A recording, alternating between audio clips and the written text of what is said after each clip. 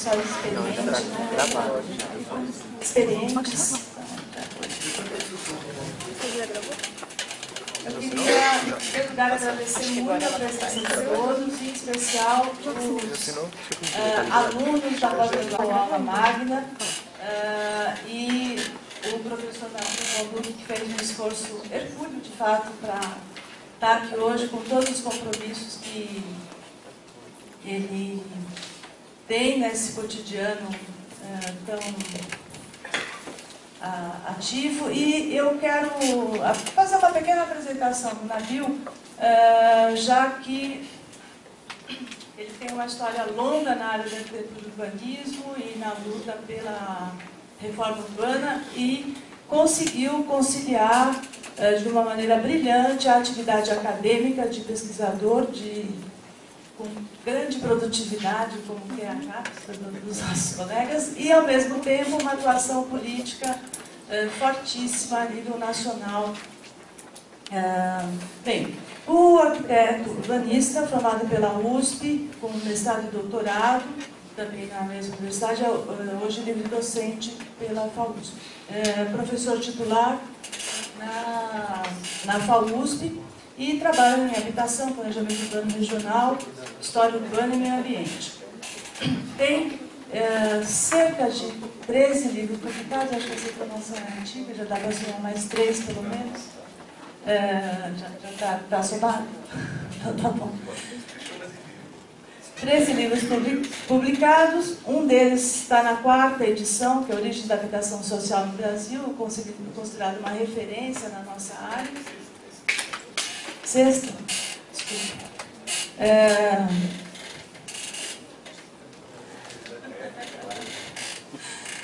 Superintendente da Habitação Popular no município de São Paulo de 89 a 92, coordenou um programa de habitação de interesse social com construção de mais de 10 mil moradias e mutirões autogeridos.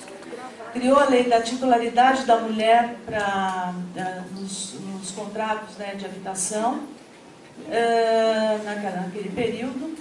Vereador do município de São Paulo, 2001-2004, quando coordenou a elaboração do substitutivo do Plano Diretor Estratégico do município e os planos regionais de 31 subprefeituras. Como vereador também foi considerado um dos melhores da legislatura pelo movimento Voto Consciente.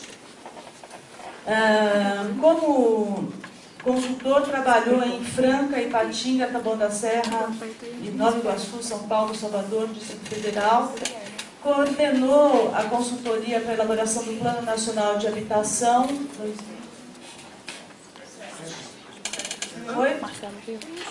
Foi secretário de Recursos Hídricos e Meio Ambiente Urbano do Ministério do Meio Ambiente entre 2011 e 2012, quando coordenou a implementação da Lei Nacional de Resíduos Sólidos. Atualmente é vereador em São Paulo e, em setembro de 2013, foi escolhido como relator do Plano Diretor Estratégico de São Paulo, que foi aprovado e sancionado em 2014. Esse plano, no caso de São Paulo, deve orientar a cidade para os próximos 16 anos. Em fevereiro, Nabil Bonduque assumiu a Secretaria de Cultura com o desafio de transformar os costumes da cidade por meio da cultura. E o próprio prefeito, na cerimônia, destacou que a vida do vereador licenciado para o governo vai ao encontro do trabalho a ser realizado por ele como urbanista na composição do plano diretor estratégico. Eu não vou me alongar mais, eu acho que esse quadro já nos dá uma referência. E quero agradecer também a presença de diversas pessoas que estão vendo aqui, que estão envolvidas na discussão do plano diretor de Campinas e na revisão da legislação urbanística. E espero que todos aproveitem bem a presença do professor. Obrigada. Eu nunca dei aula na PUC assim, regularmente, mas já participei do curso de pós-graduação, lá nos primórdios, né, acho que nos anos 90. E tenho muitos amigos, né, aqui na faculdade de Vai da Laura, o Caracol, né, o Manete que está ali, que trabalhou muito com a gente lá na prefeitura, a Ivone, que foi minha colega na FAO, né, então muita gente aqui. o Denis, por aí, então, tem muito mais gente, né, que já passaram, estão aqui ou passaram por aqui. Então, realmente, eu fiz um esforço de poder estar presente, sempre tive, né, então não é agora que eu deixaria de estar. Né, e eu tenho mantido sempre essa disposição aí de dialogar com os estudantes de arquitetura, seja de graduação, seja de pós-graduação, porque eu acho que essa atividade ela é muito importante, acho que ela faz parte da nossa tarefa de quem está no poder público poder se comunicar, poder trazer, debater e estar ouvindo também. Então, eu venho aqui não só para falar, para ver se eu falo relativamente menos, para poder a gente debater um pouco mais no final. E como a Laura falou, eu tenho tentado também compatibilizar essa atividade política, da gestão de políticas públicas, né, na Câmara, com também uma atividade acadêmica que na verdade, é o que eu sou, né? Eu sou professor, né, pesquisador, né, as atividades de gestão, de política pública, as atividades eletivas como vereador são transitórias, né? Mas a atividade permanente é essa, né? Então, eu estou trazendo aqui para deixar aqui na biblioteca, né, esse livro mais recente que eu lancei, que na verdade é um resultado de 17 anos de pesquisa. Quando eu falo isso, parece que eu fiquei 17 anos fazendo só isso, mas, né, na verdade demorou muito tempo exatamente por conta de todas as atividades que a gente tem desenvolvido em outros campos, que também ajudam a pesquisa, né? Eu quero aqui, vocês que são pesquisadores ou na pós-graduação, na graduação, eu sempre busco mostrar, e isso está no meu memorial quando eu fiz o concurso de titular da FAO, como que as atividades profissionais, principalmente de gestão de política pública, influenciaram a minha reflexão sobre, minha reflexão mais teórica, mais como pesquisador. Acho que teria sido impossível fazer o livro Origens da Habitação Social, né, que é adotado em várias escolas, se não tivesse passado pela experiência de AB, que foi uma experiência de gerir a produção, uma produção habitacional na época bastante importante, né? Porque ela conseguiu trazer um olhar um pouco diferente daquele que se fazia até então no BNH, né? Então, o fato de estar envolvido na gestão de uma política de habitação, ela foi muito importante para que pudéssemos, né, naquele momento, fazer uma reflexão sobre a importância de uma produção habitacional dos anos 40 e 50, que, na verdade, depois gerou essa outra pesquisa aqui, né, que é uma pesquisa de maior fôlego, enquanto pesquisa, mas que, na verdade, é um desdobramento da origem, né, da habitação social, que, por sua vez,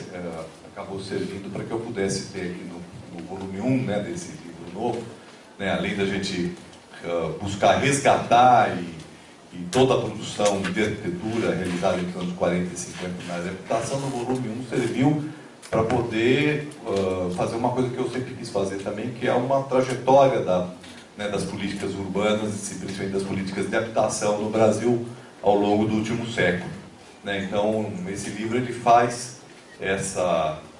busca fazer essa reflexão, né, histórica, onde situa-se um período, né, que é o período que eu estudei mais, com as questões mais contemporâneas, chegando até a discutir um pouquinho do mercado da minha vida, ainda muito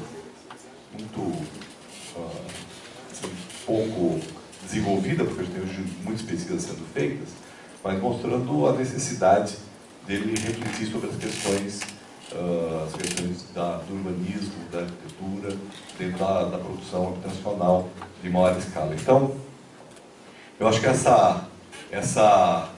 vamos dizer assim, esse movimento meio circular entre a gestão e a pesquisa, principalmente para quem está trabalhando em pesquisa em áreas de ciências humanas aplicadas, como é o caso da arquitetura, do urbanismo, do planejamento urbano, é absolutamente fundamental para que a gente possa efetivamente está fazendo uma reflexão, mas ao mesmo tempo está trazendo as preocupações das ações concretas para dentro desse trabalho de pesquisa. Bom, eu vou então, né, até que eu estava combinando aqui com o Caracol, né, da gente fazendo uma outra oportunidade, uma reflexão aí sobre o livro, né, um lançamento aqui, né, uma outra oportunidade, porque hoje o objeto principal nosso é discutir o plano diretor de São Paulo, né, o plano diretor estratégico, que foi aprovado ano passado. Eu atuei como relator na Câmara de Vereadores, tive um papel importante em praticamente fazer uma nova redação do texto original que veio do Executivo, né? E essa nova redação, ela foi, na verdade, resultado de um processo participativo, de um processo né, de interlocução com a sociedade, e também, quer dizer, não é só o processo de interlocução com a sociedade, vamos dizer assim, realizado em oficinas ou audiências públicas, é também uma interlocução com os processos que aconteciam na cidade naquele momento e que precisavam estar no plano diretor. Às vezes, as pessoas que estavam nesses processos, eu vou falar um pouquinho isso mais no final, nem sequer tinham ideia de que o plano diretor poderia tratar delas, né? Então, né, por exemplo, a última partezinha da minha apresentação, eu vou falar de dois instrumentos novos que foram introduzidos no plano diretor, que são as áreas de proteção cultural e os territórios de interesse da cultura e da paisagem, né, que são duas questões que vieram em função de debates que estavam acontecendo na cidade, em função, né, da ameaça de despejos de teatros e áreas de interesse cultural né, da cidade, e que elas vão encontrar, então, no plano diretor uma possibilidade de serem protegidas, né? E eu acho que, né, esse processo, né, de interlocução com a sociedade, né, para o plano diretor é absolutamente fundamental, porque ele é um instrumento abrangente, né, e esse instrumento abrangente pode dar conta de muitos elementos que no nosso debate cotidiano sobre a cidade acabam aparecendo. Bom, então eu vou ficar embaixo, melhor, em cima, e eu vou tentar passar aqui. A gente não pode entender o plano diretor de 2002 como uma questão isolada, de nada se cria, nada, né? Tudo se transforma, né? E tudo vem num processo, né? Então, nós temos um processo de planejamento no Brasil que tem uma certa continuidade, tem rupturas e tem continuidades, né? Então, eu, inclusive, aqui no primeiro volume do livro, né, eu faço uma periodização das políticas urbanas e habitacionais, e eu situo ali nos anos, né, dos anos 80 até o começo do... Melhor esse. Tá bom? Não.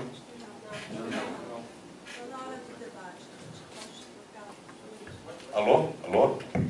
Bom, agora tá. Bom, então, nos anos 80, né, final dos anos 80, nós vamos ter um momento importante, né, que é um momento de redemocratização, é um momento né, de reconstrução das políticas públicas no país, de novas bases, né, de reconstrução, não, de transformação, né, depois pode discutir um pouco isso, né, porque ao mesmo tempo que, né, nós estávamos ali na luta pela ditadura, na Constituinte, havia uma luta na área urbana pelo reconhecimento da função social da propriedade, pelo reconhecimento da terra para quem nela mora, né, toda uma luta que vem ali, principalmente nas lutas dos movimentos sociais, e de uma reflexão também acadêmica, uma reflexão profissional nas nossas entidades, né, de arquitetos. Eu fui presidente do sindicato, né, Caracol, isso não está no meu currículo, né, mas eu fui presidente do sindicato nos anos 80, né, o Caracol era secretário, depois ele foi meu sucessor, né, mas 87 a 89, né, e foi exatamente o período da Constituinte, né, o período do mandato. E foi o momento que nós fomos, né, o Ali também foi um, né, grande companheiro de toda essa luta, nós fomos na Constituinte, o sindicato, a Federação Nacional dos Arquitetos teve um papel fundamental, né, em colocar, né, participar do processo de uma emenda de iniciativa popular pela reforma urbana, né, e foi essa emenda que gerou, então a Constituinte. Então aqui nesse coisinho aqui, ó, eu começo lá na Constituição de 88, né? Que de certa forma busca introduzir, nós conseguimos ali 2 artiguinhos ali, e a origem de tudo que nós estamos fazendo agora está ali, né? Está naquele processo, né? E esse processo ele vai então transformar o plano diretor num instrumento muito importante. E é bastante interessante, porque naquela época havia um discurso contra os planos diretores. Os planos diretores foi um instrumento muito, vamos assim, que ganhou uma grande importância no período da ditadura militar. A ditadura militar, também de maneira bastante ambígua, né? Porque a ditadura militar ela surge, vamos dizer assim, um movimento contra, né, forças populares que nos anos 50 lutavam pelo plano diretor, né? Então a gente vê como as coisas, elas, quando a gente olha assim na história, elas começam a perder as mesmas cores que tinham. Então o plano diretor ele era um instrumento que no final dos anos 80 estava um pouco desmoralizado, né? Era visto como instrumento da ditadura, mas quando na Constituição de 88 se introduz, né, 2 artigos dizendo que novos instrumentos seriam criados para fazer valer a função social da propriedade, né, o legislador, né, e aí um papel muito importante para um jurista que foi consultor do Mário Covas, que era o relator da Constituição, né, Zé Afonso da Silva, né, que introduz, então, fala assim, bom, então, quem vai dizer quando uma terra cumpre ou deixa de cumprir a função social é o plano diretor. E, de certa forma, ele estava certo, né, porque é muito difícil uma lei nacional, né, dizer quando cumpre e deixa de cumprir a função social, né. No final do debate, ele pode discutir um pouco mais isso, né, porque a história dos planos diretores mostra que o Estatuto ainda foi insuficiente para impor. Na verdade, ele deveria dizer que os planos diretores são obrigados a dizer quando a terra cumpre e deixa de cumprir a função social, e que não cumpre a função social devem ser combatidos. Isso deve ser uma obrigação dos planos diretores. Mas, na verdade, a Constituição diz que o plano diretor pode fazer isso. Bom, então o plano diretor foi reabilitado a partir daí. Só que nós levamos ainda 13 anos, até 2001, né, para que a gente pudesse ter isso regulamentado no Estatuto da Cidade. E nesse período, anos 90, né, fundamentalmente, é um momento em que nós tínhamos já um dispositivo constitucional não regulamentado. E os municípios que tentaram aplicar, né, esses instrumentos, muitos deles acabaram não tendo sucesso, porque não havia a regulamentação. É por isso que no meu livro aqui, eu coloco aqui esse período, que vai dos anos 80 até o início dos anos 2000, né, como um período de transição, né, na verdade um período de utopias, né, porque é um período que, né, onde se lutavam por mudanças importantes, e algumas delas então vão se concretizar, talvez não como a gente gostaria, a partir de 2000, né, 2001 principalmente com o Estatuto da Cidade, 2003 com a criação do Ministério das Cidades, que de certa forma em nível nacional vai consolidar então uma política nesse sentido. E o plano diretor de 2002, que eu sempre digo que o plano diretor de 2002 ele é o caminho necessário para chegar no plano diretor de 2014, né? Ali se conseguiu muita coisa importante, num plano aprovado praticamente um ano depois, pouco menos de um ano depois do Estatuto da Cidade. E eu atuei também, né, como relator do plano diretor de 2002. Então o plano diretor de 2002 criou, né, no caso de São Paulo, criou um processo, um sistema municipal de planejamento para uma metrópole, uma cidade, né, um município que é uma metrópole, né, com 11 milhões de habitantes e com uma extensão territorial enorme. Que está um pouco colocado aqui, né, o plano diretor de 2002 ele introduziu na cidade de São Paulo os instrumentos criados pelo Estatuto da Cidade, criou a separação do direito de construir, do direito de propriedade do direito de construir, que é fundamental, foi o solo criado, estabeleceu um princípio muito importante, que o coeficiente básico não pode ser simplesmente o coeficiente máximo, porque em muitos municípios do país, né, o coeficiente de aproveitamento básico, que é aquele que o direito de propriedade dá direito de construir, ele deve tender a 1.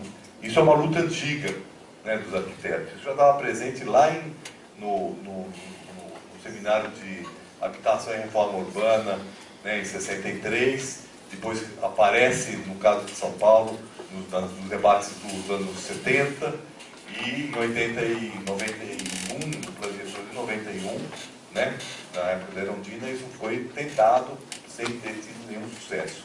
E aí, então, 10 anos depois, em 2002, né, se introduz essa ideia, né, essa concepção, respaldada aí já no Estatuto da Cidade, e por isso ela, né, tem condição de se concretizar. Né, a separação do direito de propriedade do direito de construir e a luta para que a gente pudesse chegar ao coeficiente básico 1. Né? O que significa ter o coeficiente básico 1? Significa que tudo que se construir acima de uma vez a área do terreno tem que pagar a outorga onerosa. Né? Ou seja, tem que pagar o solo criado. Então, o zoneamento cria, né, o coeficiente máximo, né, que até onde pode se construir, baseado em princípios urbanísticos e ambientais, e o coeficiente básico, ele é o coeficiente 1, que é aquilo que o direito de propriedade dá o direito de construir sem pagar a outorga onerosa. Foi introduzido no Plano Diretor de 2002, assim como vários outros instrumentos. Eu não vou entrar aqui muito em discussão, vou falar mais do plano atual, mas eu só quero dizer que sem 2002 não haveria 2014. Né? E cria também um sistema baseado, então, né, no Plano Diretor Geral para a cidade, os planos regionais articulados com a Lei de Ocupação do Solo, por subprefeituras, e depois um conjunto de planos que se articulam com o plano diretor. Né? Os planos setoriais, habitação, mobilidade, agora o plano diretor tem vários outros, tem o plano de desenvolvimento da zona rural, tem o plano de arborização, tem o plano de proteção da áreas verdes, então são os planos setoriais. O plano de metas, que aí foi na verdade, aí está um pouquinho errado, porque, na verdade, o plano de metas foi introduzido em 2007, 2008, por luta do movimento Nossa São Paulo, mas o plano de metas, então, estabelece as metas por gestão, né? Embora isso estivesse um pressuposto desse no plano diretor, quando, né, foram criados os objetivos intermediários. Mas, na verdade, o plano de metas diz o seguinte: a cada gestão, o que eu devo fazer? Quais são os planos daquela gestão? E esses planos têm que necessariamente estar articulados com o plano diretor. Então, essa concepção, né, que nós adotamos ela fortemente agora no plano de 2000, né, o plano aprovado no ano passado, que eu tenho um plano de 16 anos, na verdade 15, porque ele foi aprovado um ano depois, né, mas era de 16 anos originalmente. Então, é um plano para horizonte temporal 2029. Então, nós temos objetivos a serem cumpridos até 2029, que é o horizonte temporal do plano, e a cada gestão eu tenho um plano de metas que vai dizer o que tem que ser feito naquele período de governo, condizente com o plano de longo prazo. Essa articulação entre o plano de médio prazo e o plano de longo prazo ela é absolutamente fundamental. Eu não vou alcançar o plano de longo prazo se eu não tiver planos intermediários. Então, se eu tenho um objetivo de implantar uma rede estrutural de transporte coletivo para 2029, eu só vou conseguir chegar naquela rede de 29 se eu for fazendo a cada 4 anos, for cumprindo uma etapa desse plano de mais longo prazo. Então, no fundo, com isso, a gente busca superar, né, uma questão de planos diretores retóricos, que é a grande crítica, né? Por exemplo, o professor Flávio Vilaça, que foi meu orientador no doutorado, né, faz uma crítica ao plano diretor, que o plano diretor não serve para nada porque ele é um plano retórico. E obviamente, essa foi uma preocupação que nós tivemos, né, de não fazer um plano retórico, fazer um plano que gera resultados concretos, né, sob vários pontos de vista. E é claro que isso, para poder chegar nos resultados que esperam, vamos ter que ter gestões que estejam desejando implementar o plano, e uma sociedade organizada que também se coloque na mesma direção. Um conjunto de leis específicas, que também aí é muito importante dizer que esse plano consegue avançar mais, porque o plano de 2002, por exemplo, colocou a questão de combater imóveis ociosos utilizados, mas o próprio Estatuto da Cidade diz que é necessária uma lei específica para concretizar, né, esse instrumento. Quer dizer, precisa estar previsto no plano diretor como diretrizes e regras gerais, vai ter uma lei específica. A lei específica foi aprovada pela Câmara só em 2010, depois de uma ação, inclusive, do Ministério Público por descumprimento. Porque, como nós vimos lá em 2004, que isso poderia ficar para as calendas, nós demos um prazo. Essa questão dos prazos, eu vou depois discutir um pouquinho, que é muito importante. Demos um prazo de seis meses para ser feito, aliás, de 2 anos para ser feita a lei. Né? Bom, e a lei não foi feita. Então o Ministério Público entrou com uma representação contra a Prefeitura, para que a Prefeitura fizesse a lei, regulamentasse o artigo que combate os imóveis ociosos. Né? Como a Prefeitura não fez, a Câmara acabou fazendo e acabou aprovando em 2010. Então o plano de 2014 reviu, né, algumas regras relativas a isso, estabeleceu, inclusive, os procedimentos para que isso fosse feito e fez algumas alterações na lei de 2010. Então nós já temos lei específica, né? Porque essa é uma das questões que foram levantadas na avaliação que foi feita sobre os planos diretores pós-Estatuto da Cidade, né? Que foi realizado por várias universidades, por vários pesquisadores no Brasil inteiro, coordenados pelo IPUR, pelo Ministério da Cidade, e que chegou à conclusão que, né, muitos instrumentos eram previstos no plano diretor, mas não se concretizavam por falta de regulamentação, de interesse, e iam ficando para as calendas. Né? E então, em 2014, tendo esse histórico, a gente tinha condição de implementar avanços importantes relativos por exemplo, a esse assunto. Né? E, então, as leis específicas. E os planos urbanísticos de menor escala, né? As operações urbanas, que depois a gente pode falar um pouquinho sobre elas, é um assunto bastante polêmico, planos de bairros, planos de ZEIS, zonas especiais de interesse social, que são escala. Então, na verdade, o plano diretor de 2002, ele estabeleceu 3 níveis de escala de planejamento para uma cidade como São Paulo. Claro que cada cidade vai ter a sua, né, cada município vai ter o seu sistema de planejamento. Uma cidade de 11 milhões de habitantes, né, nós tínhamos que ter, eu acho que poderia até ter uma escala maior ainda, que era a metropolitana, que nós não temos. E que é uma falha do Estatuto da Cidade, não tratar de planos metropolitanos. Vocês aqui em Campinas vivem também esse mesmo problema. Né? Mas, na verdade, nós temos que ter 4 escalas. A metropolitana, a municipal, né? A das subprefeituras, que em São Paulo significam áreas que vão entre 300 a 600, 700 mil habitantes. Então, é a escala de um município, né? De um município metropolitano. E a escala menor, né? Que seja ela uma escala fisicamente delimitada, que poderia ser um bairro, ou por um tipo de objetivo urbanístico. Né? Eu vou falar um pouco de operação urbana. Então, a operação urbana que tem o objetivo de reestruturação de uma certa região, ou, né, um aglomerado de assentamentos precários que geram umas ZEIS, e essas ZEIS já tem um plano de urbanização, então são outras escalas de planejamento. Isso mostra também o outro link. Nós temos um link importante entre o plano diretor e as políticas setoriais, né, como política de mobilidade, por exemplo, né, e temos ou de habitação, ou de resíduos, etc. E temos um link importante entre o plano diretor e os planejamentos, e os planos, e aí podemos chegar até uma escala de projetos, né, projetos urbanos, que estão, então, como escalas menores, que eu entendo que um plano diretor só se concretiza de fato se ele conseguir estabelecer esses links entre os planos e as ações e os projetos setoriais e planos integrados de desenvolvimento urbano numa escala menor. Né? Então essa concepção, ela está mantida, embora eu acho que agora na implementação da lei, a questão da articulação entre planos regionais e a lei de ocupação do solo não está bem equacionada, e eu acho que é isso que pode dar alguns problemas agora nessa nova etapa. Bom, aqui eu vou rapidamente mostrar, quer dizer, eu atuei mais diretamente, acompanhei o projeto no executivo, obviamente, mas acompanhei mais no legislativo. Né? O projeto, ele chegou na Câmara no dia 26 de setembro de 2013, e nós levamos exatamente 9 meses e 4 dias, né? Uma gestação perfeita para ser aprovado. Foi aprovado no dia 30 de setembro, né, de 2014. Né?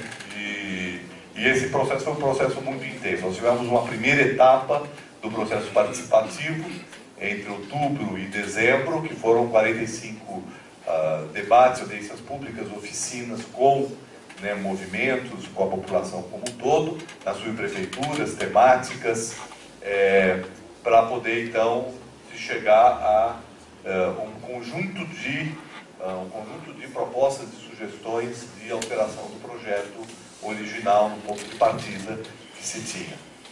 Entre janeiro e março, nós tivemos o momento de elaboração do substitutivo, num debate muito intenso com o prefeito, com a Secretaria de Desenvolvimento Urbano e com os principais grupos que atuaram nesse processo participativo. Então foi um processo de diálogo, de elaboração, não foi uma elaboração que ficamos no gabinete fazendo, né? A gente foi pensando como enfrentar os problemas que foram levantados e debatendo com os setores, né? Para citar um exemplo aqui, quando eu propus uma transformação importante das EIs, com a criação de uma nova EIs, o prefeito falou, bom, então eu preciso discutir aqui com todo mundo. Então chamamos o movimento pelo direito à cidade, o movimento de moradia, que era um agrupamento, foi chamado os empresários da área da habitação, tá certo? E aí então, né, nós apresentamos uma proposta e aí isso acabou gerando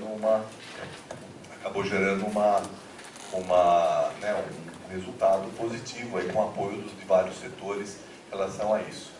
Depois disso, então, nós tivemos o debate, que a gente chamou de evolutivo, o debate sobre o substitutivo. Teve uma oficina de 2 dias do EMB, com por volta de 800, 900 pessoas. Bom, até que se chegou, então, aí estavam os vereadores, toda a interrupção dos vereadores, nós conseguimos aprovar isso aqui no dia 30 de junho.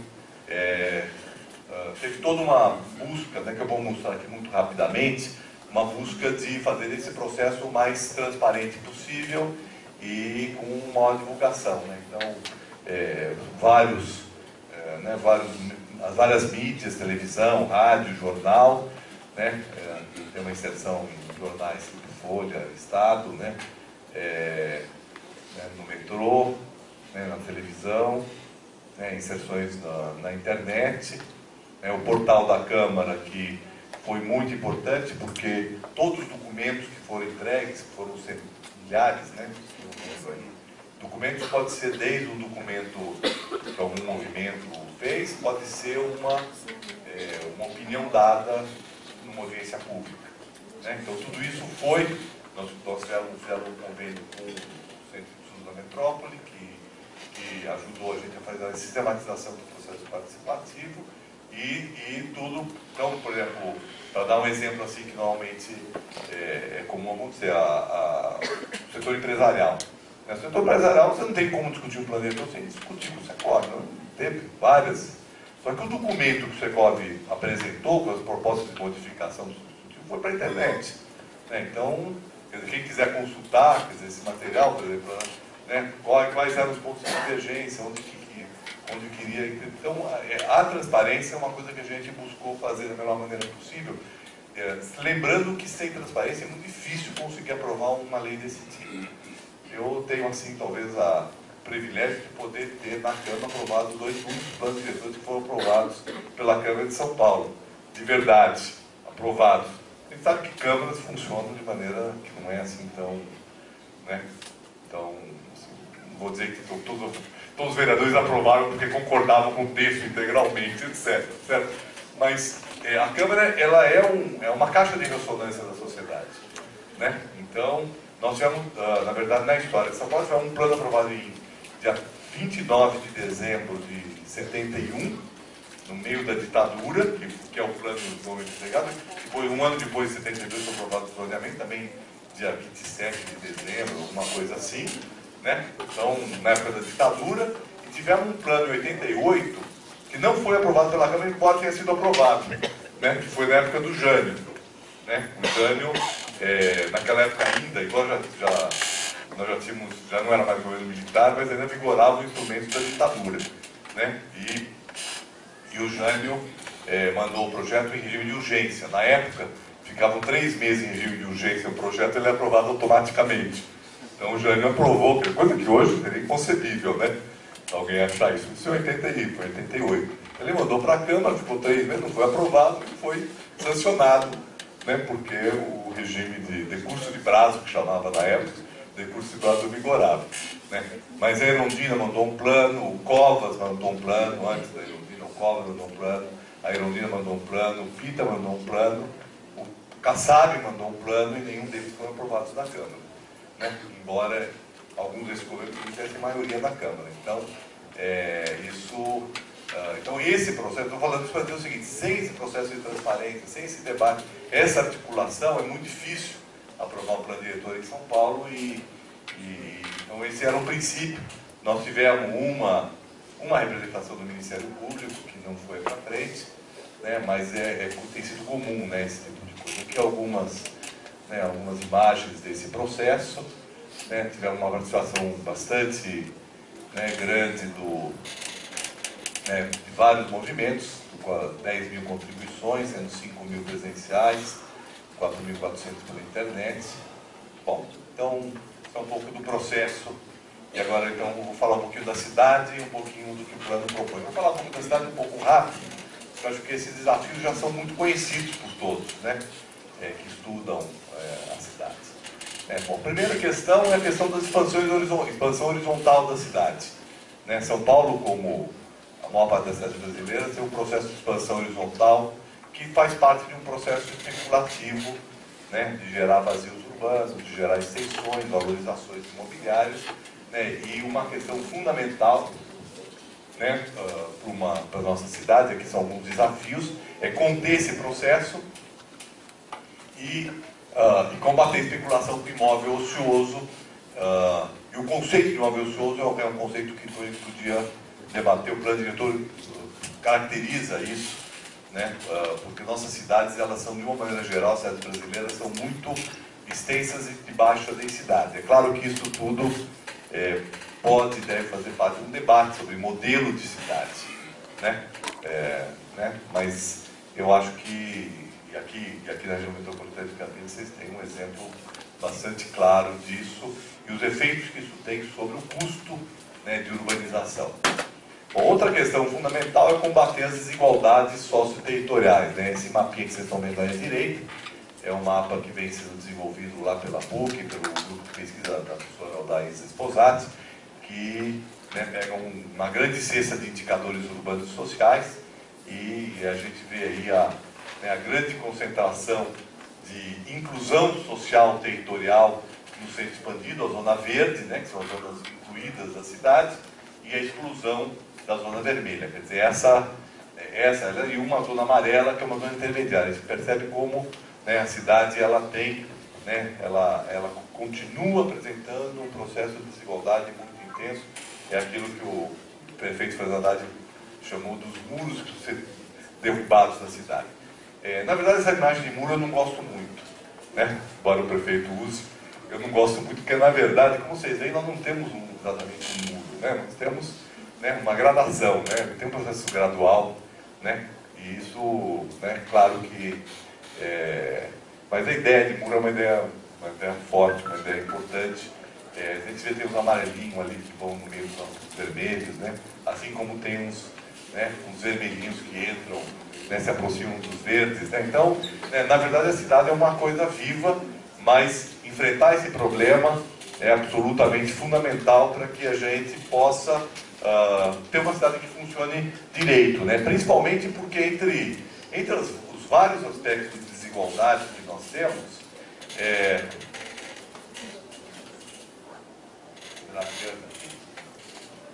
eu testei aqui no documento que eu estou indo. Não, mas pode deixar aqui, não tem problema não. É bom que a gente faz exercício aqui. Um aspecto importante da desigualdade é a desigualdade na localização de emprego e da moradia na cidade. Não é um problema novo, é um problema antigo, mas é um problema que se agravou muito, principalmente até os anos 2000. Né? Isso aqui já era uma questão, na verdade, tem um texto que a Laura insistiu para eu publicar, né, Laura? Que saiu numa questão do Planejamento de 2002, que eu falo dos desafios da cidade. Na verdade, os desafios lá de 2002 continuam sendo desafios de agora, embora, né, algumas modificações aconteceram, entre as quais essa. Os anos 2000, entre 2000 e 2010, nós tivemos um processo de reversão né, de um processo de esvaziamento populacional do centro, que acho que está se acentuando agora, e o Planetor criou vários instrumentos também para evitar que isso continuasse acontecendo. Mas, de qualquer maneira, esses dados são de 2010, né, a gente percebe como, né, que na cidade de São Paulo nós temos aí um centro expandido, que é o cinza, né, com quase 70% do emprego e só 20% dos moradores, e aí nós vamos ter as várias regiões da cidade, Zona Leste, sobretudo, com 32% dos moradores e só 9,8% dos empregos. Né? Quer dizer, então isso gera um processo, né, de movimento pendular da população, né, das várias regiões da cidade em direção ao centro expandido, que precisa ser enfrentado, e o plano diretor, então, propõe uma série de instrumentos para enfrentar, né, essa questão que nós vamos falar um pouquinho mais para frente. Aqui a gente vê uma outra imagem dessa mesma situação, né, o roxinho, né, quanto mais roxo aí, mais emprego, mais oportunidades, né, e quanto mais vermelho, amarelo e vermelho, mais vulnerabilidade. Né? Nós temos quase como duas coisas, água e vinho. Aí, né? Aqui fica muito claro isso, né? A vulnerabilidade, né?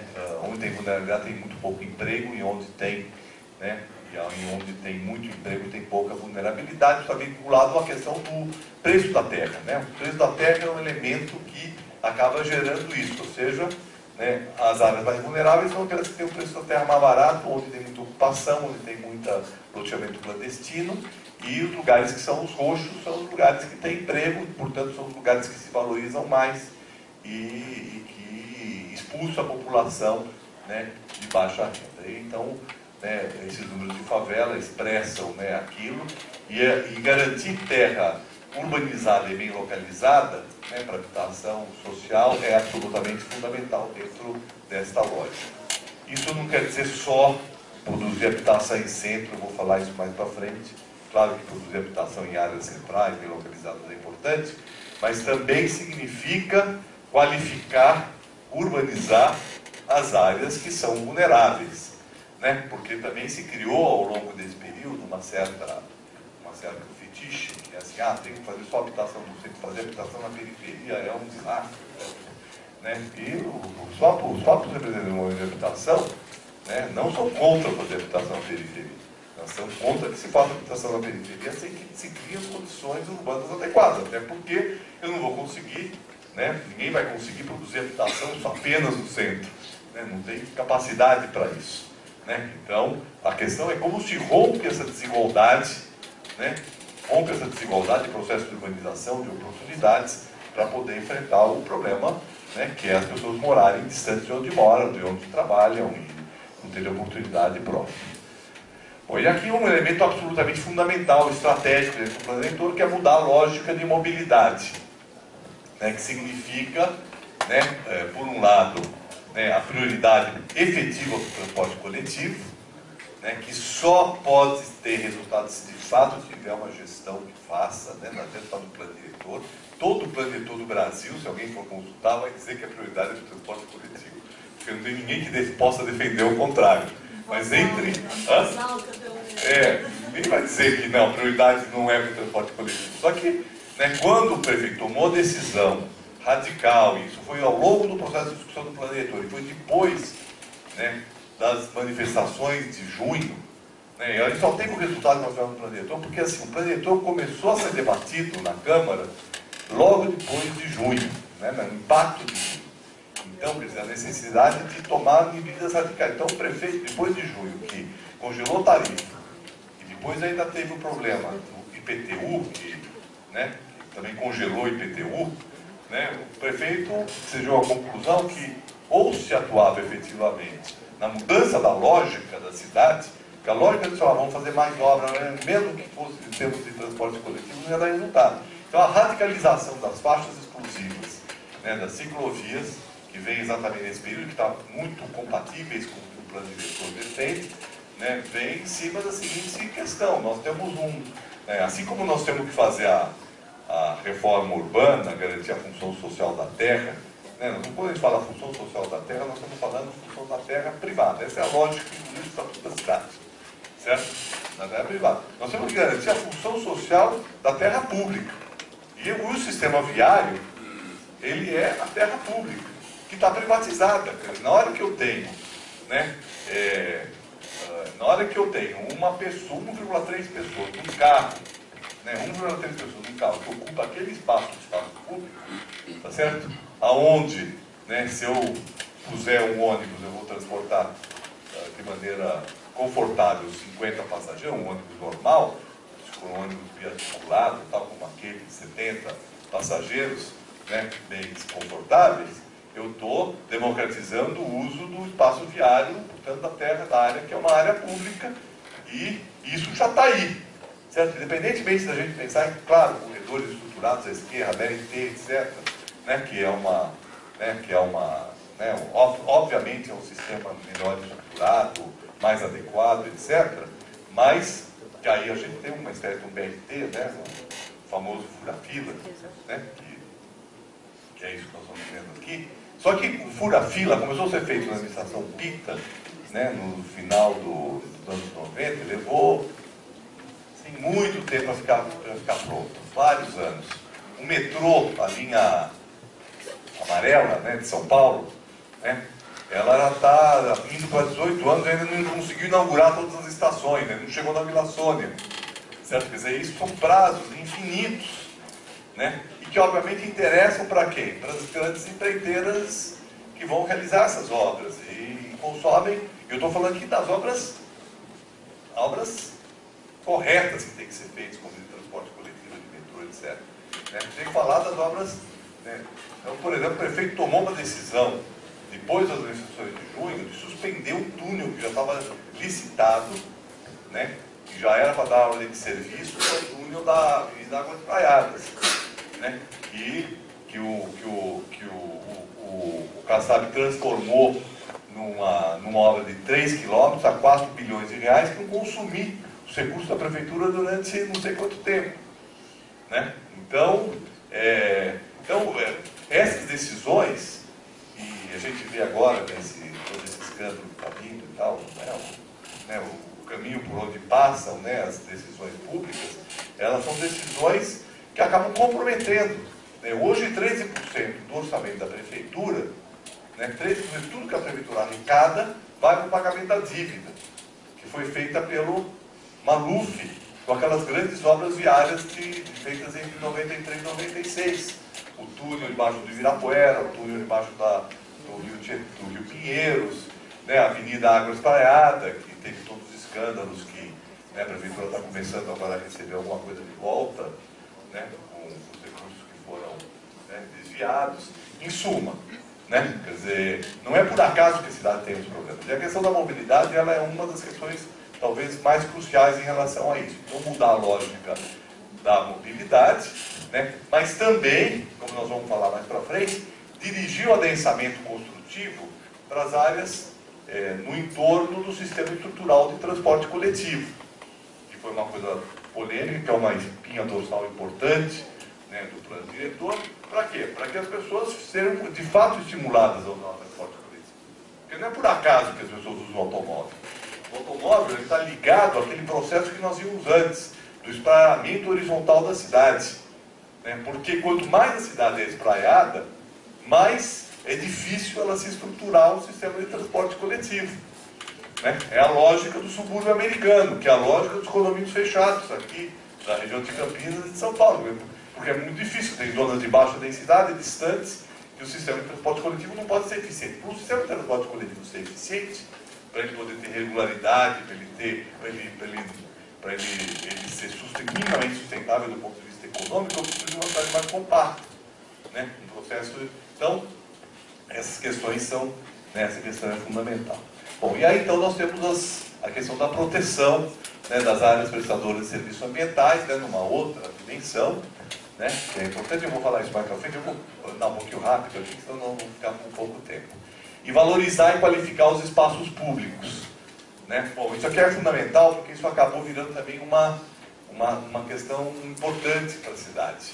Né? A questão da qualificação dos espaços públicos, da utilização dos espaços públicos, porque também uma parte desse modelo insustentável de cidades que nós temos faz parte exatamente de uma lógica que é a lógica de, desertificação do espaço público, que está ligada também à lógica do automóvel, tá certo? Quer dizer, o automóvel sair da garagem da minha casa, do meu condomínio, do meu prédio, e vou para a garagem do meu local de trabalho, portanto eu não tenho contato com o espaço público.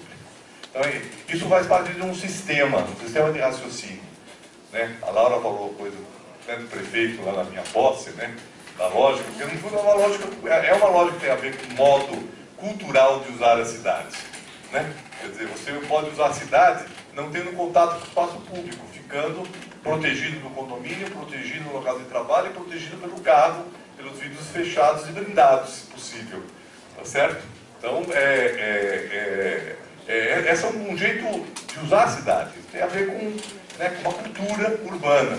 E nós podemos ter uma cidade onde as pessoas circulam pelas calçadas, circulam no transporte coletivo, têm contato com outras, usam as praças, usam os parques, né? Então, o rompimento dessa lógica, ela é absolutamente fundamental, né? Bom, e outro elemento fundamental é reestruturar as áreas subutilizadas, porque as cidades vão gerando áreas subutilizadas, né?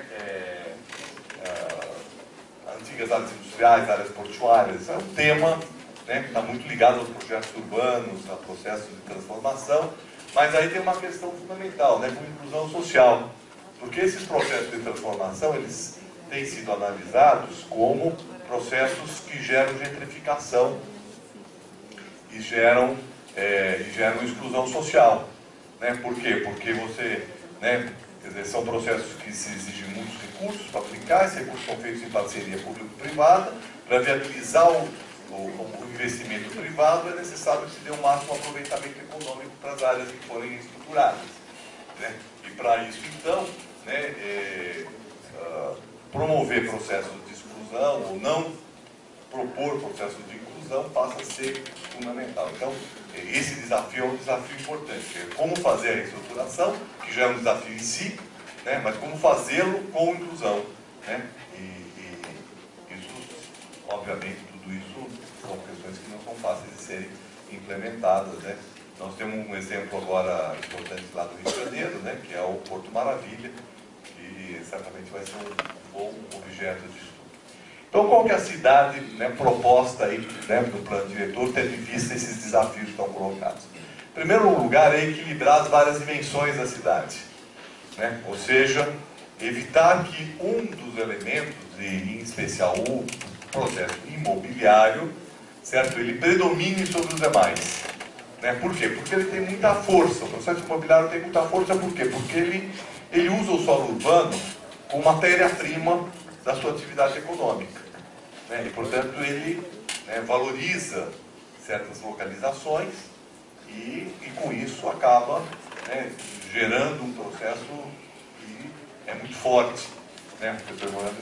Então, equilibrar com o social, com o ambiental e com o cultural é absolutamente fundamental, né?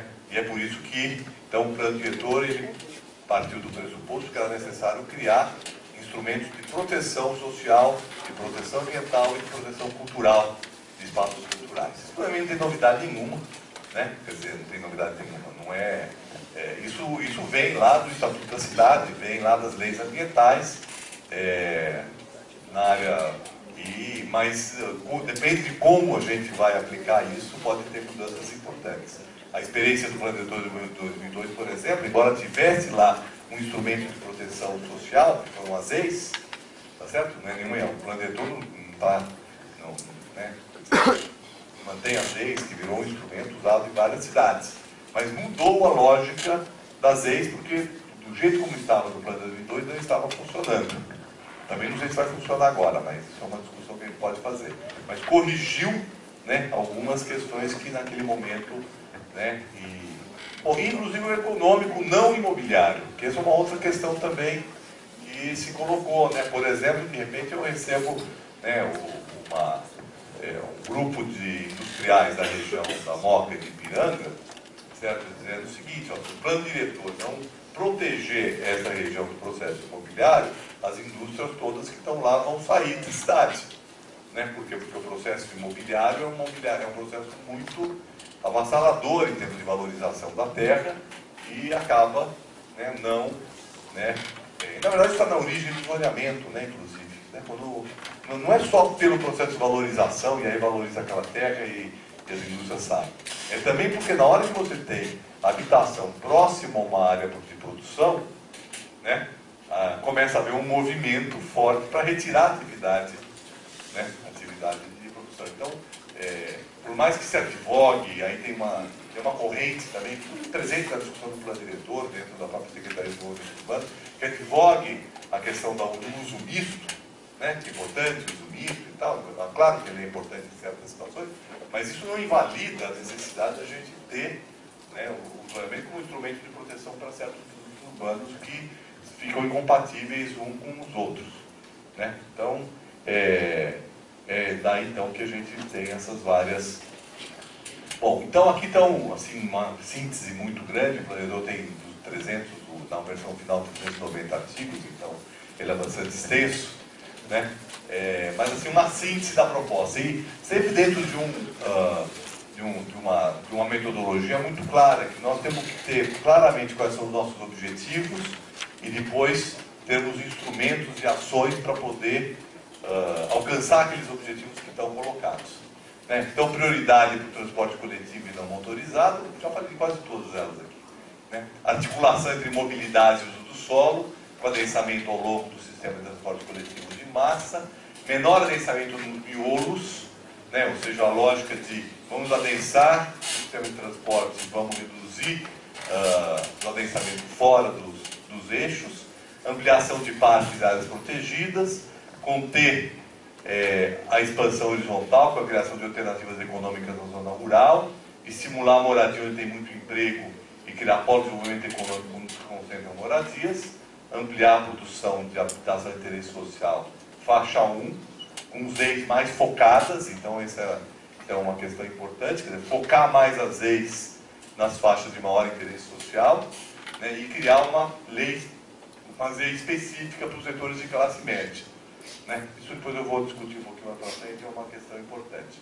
Proteger espaços culturais relevantes para a identidade e a memória da cidade e garantir a reestruturação urbanística na macrozona de estruturação metropolitana, que eu vou falar mais para frente um pouquinho, com proteção social e ambiental. Né? Então, isso aí são grandes objetivos que eu vou agora passar para mostrar um pouquinho como é que eles, né, quais são os instrumentos e quais é a territorialização disso.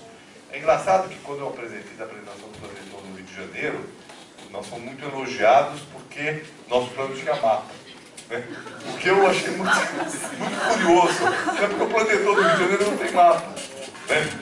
Não tem mapa, é uma coisa, né, é retórico, não tem territorialização. Né? O plano tem, não só tem mapa, como mapas são muito importantes, porque ele estabeleceu, embora a lei de usurpação do solo é uma lei separada, ele já, naquilo que é essencial, né, para a estrutura geral da cidade, ele já estabeleceu o zoneamento, né, já reestabeleceu o zoneamento, né, como eu vou mostrar mais para frente.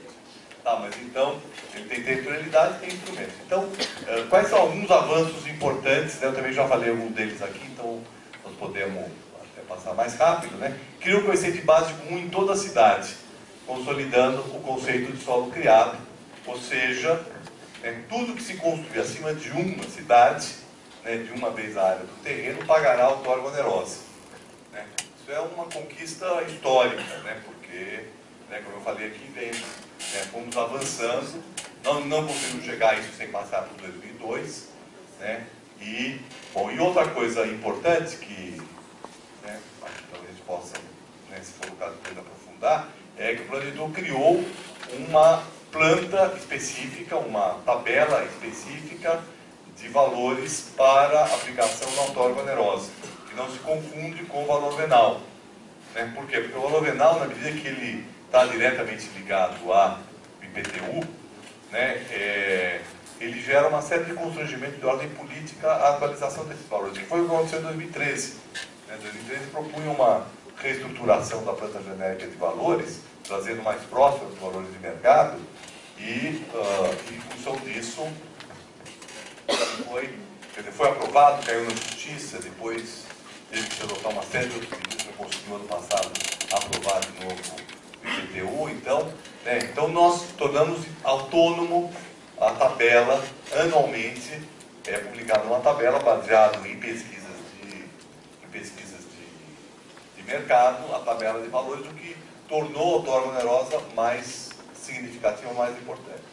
É claro que agora, com a crise do mercado imobiliário, né, crise econômica em geral, essa arrecadação vai ser menor do que se esperava, mas ela certamente é muito alta que nós teríamos da regra anterior. Institui e garante a aplicabilidade dos instrumentos para combater especulação com terrenos, edifícios e imóveis subutilizados e ociosos. Também já falei disso, eu não vou entrar em detalhe, mas tem todo um conjunto de procedimentos e a Prefeitura já notificou os primeiros proprietários. Foi criado um departamento específico para fazer valer a função social da propriedade, dentro da Secretaria de Desenvolvimento Urbano, que é um departamento voltado para isso, para organizar essas listagens e fazer a cobrança da aplicação desse instrumento. Duplica a quantidade de ZEIs e prioriza a sua destinação para a faixa 1. Na faixa 1, 60% do que é construído de ZEIs tem que estar na faixa de até 3 salários mínimos. E aqui tem duas coisas muito importantes, que agora estão vindo contra mim, como secretário de Cultura.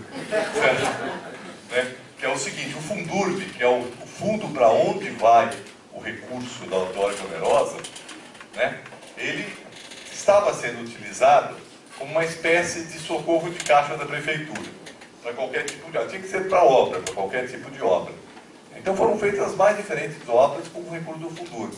Ou seja, não havia uma vinculação entre o Fundurb e os objetivos estratégicos do plano diretor. Hoje, como secretário de Cultura, tenho o maior interesse que seja utilizado recurso do Fundurb para fazer a reforma do Sampaio Moreira, que é um edifício, primeiro arranha-céu da cidade. Certo? Bacana, importante fazer, a Prefeitura desapropriou, vai ser a sede da Secretaria de Cultura, certo? E está previsto ser utilizado o recurso do Fundurb, certo? Mas isso não altera estruturalmente a cidade, certo? Não altera estruturalmente a cidade. Então, porque a lógica, a lógica de cobrar solo criado, etc., não é aumentar a arrecadação. A lógica é extrair recursos do processo imobiliário para aplicar naquilo que muda, que muda aquilo que é estrutural na cidade. Então, ficou definido que 30% dos recursos do Fundurb vão para a outorga onerosa, vão para a compra de terrenos em ZEIs 3. O que é ZEIs 3? ZEIs 3 é as ZEIs em áreas bem localizadas da cidade. Então, é destinado para a compra de terra na região aonde interessa que haja produção habitacional. E outros 30% sejam destinadas para o transporte coletivo e não motorizado. Tá? Então, por exemplo, a Secretaria de Habitação mandou agora para o Fundurb onde ela ia utilizar os terrenos, o recurso. E tinha vários terrenos na área periférica, Aí o secretário da área devolveu para a Secretaria de Habitação falando: não, você tem que comprar em ZEIs 3, certo? Tem que se aplicar nesta região os recursos. Então, claro que é uma amarração. Vinculação de receita sempre gera problemas para a administração. O secretário de Finanças odeia, o secretário de Planejamento odeia vinculação de receita. Aliás, o debate sobre esse tema, quando foi batido o martelo, só foi batido o martelo porque o prefeito bateu na mesa e falou: é isso, vai ser assim. Certo? Porque o secretário de Planejamento falou assim: pô, mas isso aqui vai amarrar a utilização do fundo. Quando ele era utilizado para cobrir problemas que precisavam ser enfrentados na cidade e que não tinha recurso do caixa da prefeitura. Então, mas isso é muito importante, porque senão nós não vamos utilizar o recurso da outorga onerosa para chegar onde se quer. Vai usar ele para qualquer coisa, dispersar dentro das necessidades, que são muitas sempre da prefeitura. E outra coisa muito importante, que é 25% dos recursos das operações urbanas devem ser utilizados também para a compra de terreno de HIS, na própria área do centro expandido, ou seja, que é exatamente buscar combater a operação urbana como um instrumento que só tem como resultado a exclusão. Isso, na verdade, já foi testado na operação urbana Água Branca, que nós aprovamos no final de 2013 na Câmara. E E lá nós conseguimos, né, depois de um debate longo, etc., que 22% dos recursos da operação urbana fossem aplicados em habitação de interesse social. Então, na verdade, trouxemos o plano diretor, que agora é uma diretriz para todas as operações urbanas que são feitas, que busca exatamente fazer com que a operação urbana ela possa ser um instrumento menos excludente do que tem sido.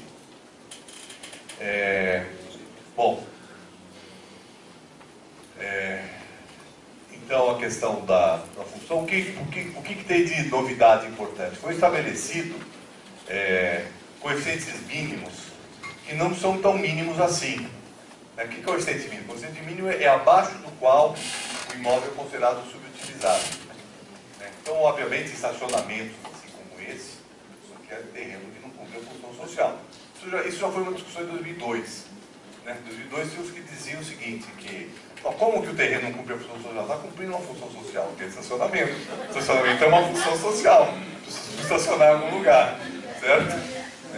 Bom, mas agora nós avançamos um pouquinho mais, por exemplo, tem imóveis com menos de 50% de coeficiente de aproveitamento em certas áreas da cidade também são considerados ociosos. É claro que isso está na terceira prioridade de notificação, certo? A notificação não é assim fácil de ser feita, né? Pelo menos o pessoal da secretaria que faz notificações, né, considera que é uma coisa complexa e difícil, mas significa o seguinte: nós temos que trabalhar na ideia de que um lugar que tem infraestrutura, que está próximo do transporte coletivo, que tem equipamentos sociais, etc., precisa ter um aproveitamento adequado. Se ele tem um aproveitamento muito pequeno da terra, ele também é ruim para a cidade. Né? Claro que, com exceção de imóveis tombados, preservados, etc. Né? Quer dizer, dá um maior aproveitamento, porque senão nós vamos enfrentar o problema da baixa densidade e da dispersão urbana, que é um problema grande. Bom, eu não vou entrar aqui na discussão dos cálculos, né? Mas é importante destacar que eu tenho dois fatores aí, né? O fator de interesse social e o fator de planejamento. Né? Quer dizer, esses dois fatores, eles acabam tendo um papel importante para direcionar a outorga onerosa para os objetivos urbanísticos. Então, não sei se eu fiz essa outra tabela aqui em seguida, está aqui. O interesse social fica claro aqui, por exemplo, que a HIS tem um fator zero, então não paga outorga onerosa. Já, por exemplo, habitação com área maior de 70 metros, ele paga a outorga cheia. Uma habitação de 50 metros, mesmo que seja de mercado, ela paga 80% da outorga. Tá certo? Então, aqui eu estou também, de certa forma, buscando dirigir a outorga de modo a alcançar alguns objetivos, que é uma maior ocupação da cidade. É uma coisa que, obviamente, nós temos que discutir um pouquinho. Né? Quer dizer, um apartamento de 200 metros, né, de 300 metros, ele tem que pagar uma outorga maior por metro quadrado construído do que um apartamento de 70. Certo? Quer dizer, isso... e agora, isso é mais forte aqui. Né? A cidade foi dividida em macroáreas, que eu vou mostrar em seguida, né? Mas, dependendo da macroárea, por exemplo, na macroárea de urbanização consolidada, eu tenho um fator de planejamento residencial de 0,7, né? E o não residencial de 1,3. Né? Por que isso? Né? Porque há um interesse em estimular o uso residencial na área consolidada, onde eu tenho pouco morador. E o interesse de desestimular o não residencial, porque eu já tenho muito emprego. E levar o emprego para aqueles que são zero. Vocês veem lá que tem vários fatores de planejamento não residencial, que é a última coluna, que são zero. Né? Sobretudo, as áreas de desenvolvimento econômico foram definidas e as macroáreas mais periféricas. Certo? Então, na verdade, o fator de planejamento, ele gera, né, um resultado econômico da outorga onerosa para tentar estimular, né, usos em certas regiões e certos tipos de produtos imobiliários. É claro que isso não é suficiente, né, para a gente obter os resultados que se espera, né, mas é um fator a mais que pode levar para isso. Bom, a cidade foi dividida em macroáreas, né? que não tem muita novidade em relação ao que era 2002, mas tem alguns elementos importantes, né, que até foram muito falados na campanha, né? A campanha do Haddad, quem acompanhou, né, lembrar do Arco do Futuro, né? Ficou muito, né, e muitos falam assim, não, foi abandonado o Arco do Futuro, etc. Na verdade, o Arco do Futuro, né, é a macrozona de estruturação metropolitana, né? Que ele está, né, ela está claramente configurada, essa área vermelha. Teve, obviamente, mudanças, né, porque aquilo era um primeiro estudo, mas na verdade nós temos dois arcos, na verdade, né, como eu costumo dizer, o pequeno arco, né, que é uma espécie de uma ferradura, que pega exatamente o entorno do centro expandido, né? Aqui é o ABC, né? Aqui é São Caetano, Ipiranga, Moca, centro da cidade, né? Aqui Água Branca, Lapa, Vila Leopoldina e vem até Jurubatuba. Então, na verdade, essa ferradura, ou esse pequeno arco, ele está no entorno, né, da macro área, na macro área de urbanização consolidada, que é onde tem as maiores quantidades de emprego, etc. Portanto, ele é um anel de expansão subutilizado, né, com problemas de falta de baixa ocupação. Tem ideia, por exemplo, a Água Branca, né, ela tem uma densidade, a menor densidade populacional da cidade, com exceção de Macilac, que fica na zona rural, é na Água Branca, por incrível que pareça, certo? Quer dizer, então ela tem um potencial, né, de... agora está começando a mudar, né? Está lá o Jardim das Perdizes, tem várias coisas que estão começando a acontecer lá, né? Que está dentro da operação urbana. É claro que ela está situada aqui, exatamente. Quer dizer, é uma área de expansão do setor. Então, ela poder se fazer de uma maneira planejada, essa reestruturação ser planejada, gerar recursos e criar inclusão social de uma maneira diferente é fundamental. E aí, então, eu tenho, né, só para continuar aqui, eu tenho aqui os rabichos, né, desse pequeno arco, que é o grande arco, né, que pega aqui o Jacupêssego, o Tietê, né, e depois nós temos aqui as ramificações, aqui para a zona noroeste, para a zona sul, né, e para a zona nordeste, né, Fernão Dias, que geram então aqui os subsetores, né, desse elemento.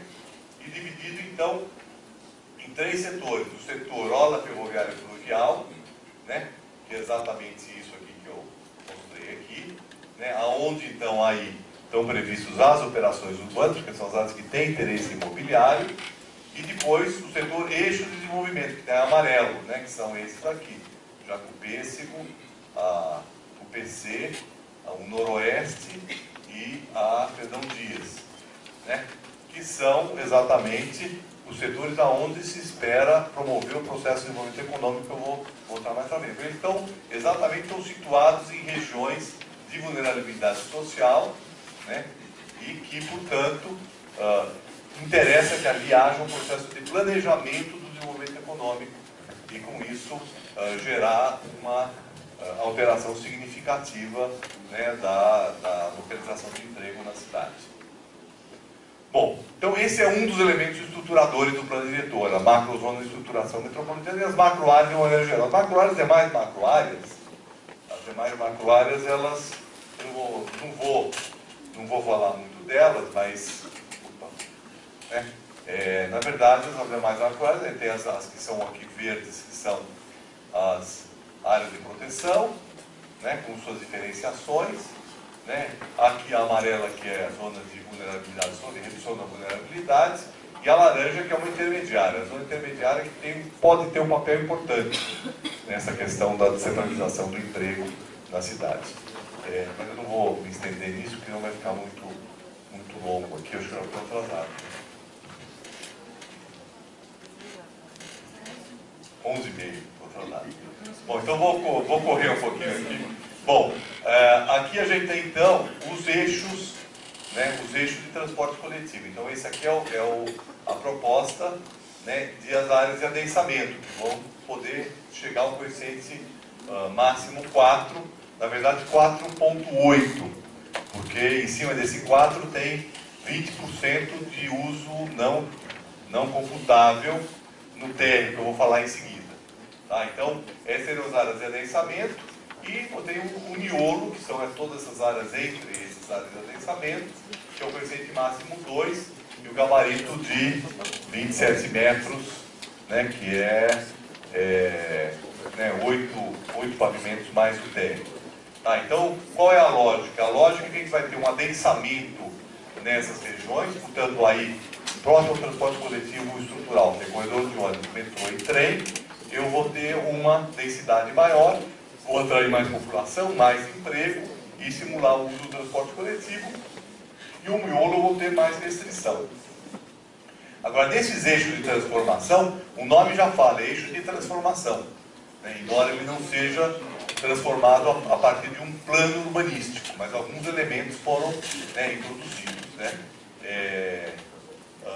Calçadas mais largas, então os empreendedores são obrigados a deixar uma calçada de 5 metros, se for um eixo de transporte. Então, quem for construir, por exemplo, na Consolação, que é um eixo, ele vai ter que, né, mexer na calçada. Quer dizer, a intenção é que ele tenha um espaço público mais generoso. Né?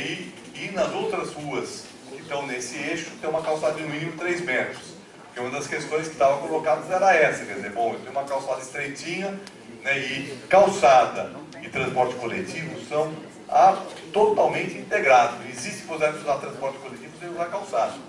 Certo? Então, é uma questão estratégica fundamental.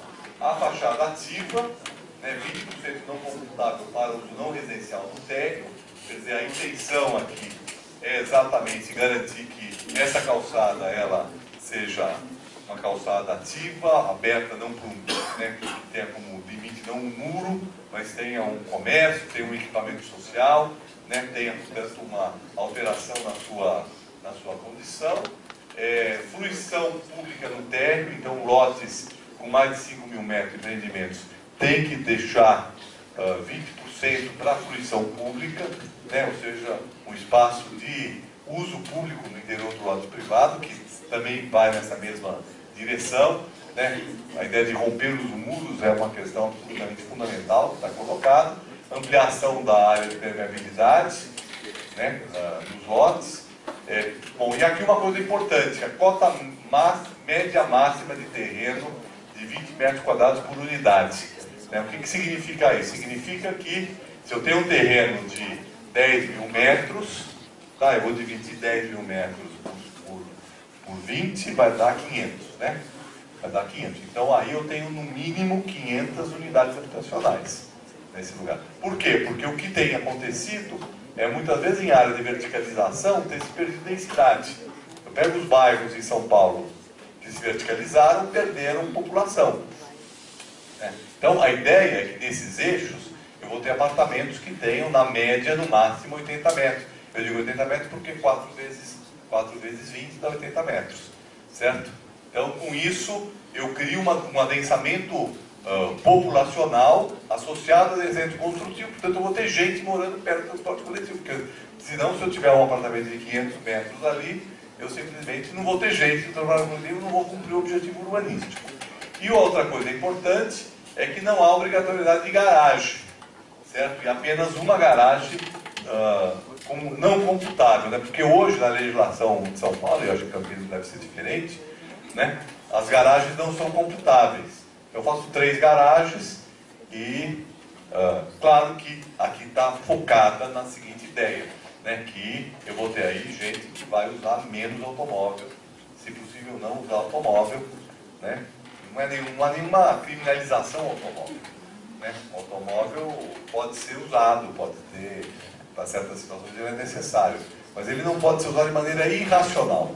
E nas nossas cidades os carros são usados de maneira irracional. As pessoas fazem projetos, né, de casa para o trabalho, trabalho para casa, de carro, certo? Quer dizer, isso não é adequado, né, para uma cidade funcionar bem, pela simples razão que não cabem nas ruas das cidades, e se coubessem as ruas tinham que ser enormes, né, tinham que ser aquelas vias expressas que a gente tem em Los Angeles, né, com 20 pistas de tráfego e é uma cidade, né, inviável, né, custa muito.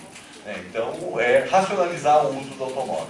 E outra coisa que existe é o estímulo à habitação de interesse social. Então, eu tenho bônus de coeficientes se a habitação for de interesse social ou se for de mercado popular.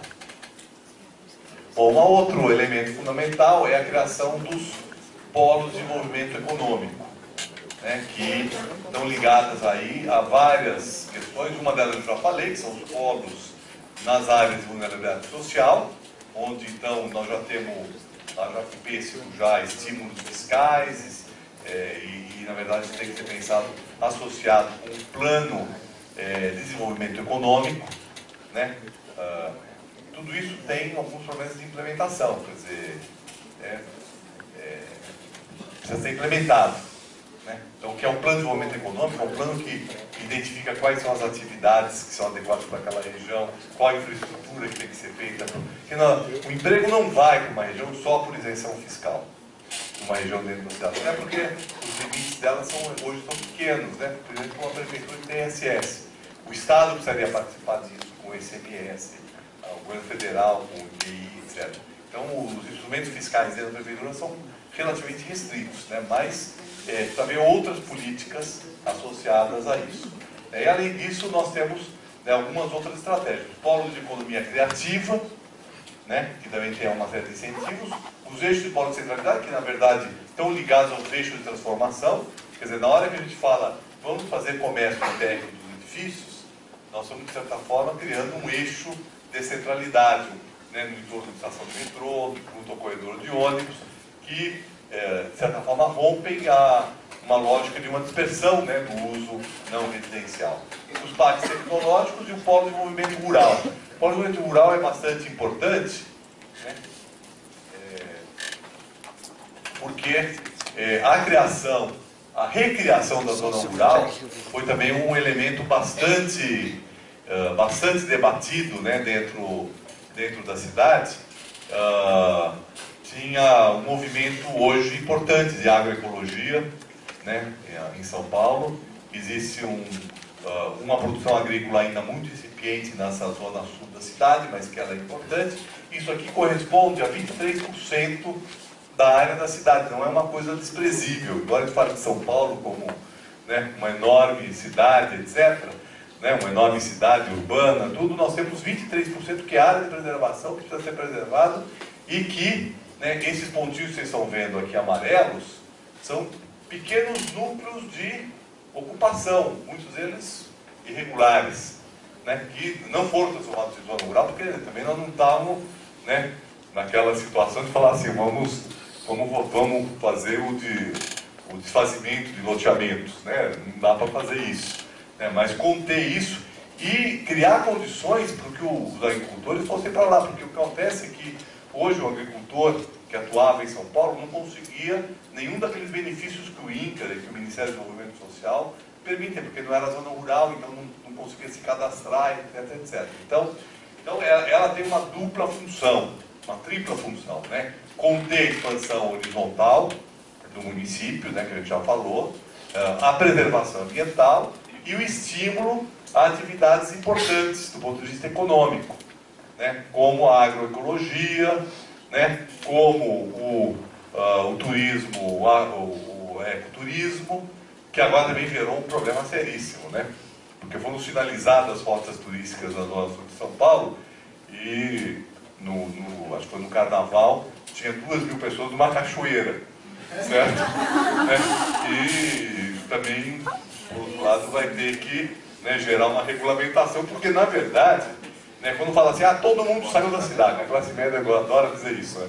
Todo mundo saiu da cidade, no feriado, no carnaval, etc. Só que saiu 3 milhões de pessoas, 4 milhões de pessoas, né? No máximo elas ficaram lá 15 milhões, certo? Quer dizer que também querem fazer alguma coisa no feriado, certo? Então, né, quando se sinalizou as rotas, né, as cachoeiras, os parques, tem lá que são ainda pouco, do meu ponto de vista não deveria ter feito dessa maneira, foi uma implementação mais acelerada do que devia o caso, né, antes de estabelecer um plano de manejo dessas áreas, né? Mas é isso, né? Então, fortalecer a agroecologia, criar, né, como está previsto a escola, uma escola técnica agrícola, certificadora de agroecológico, e aí também foi criado uma coisa também bastante importante, que foi o pagamento por serviços ambientais.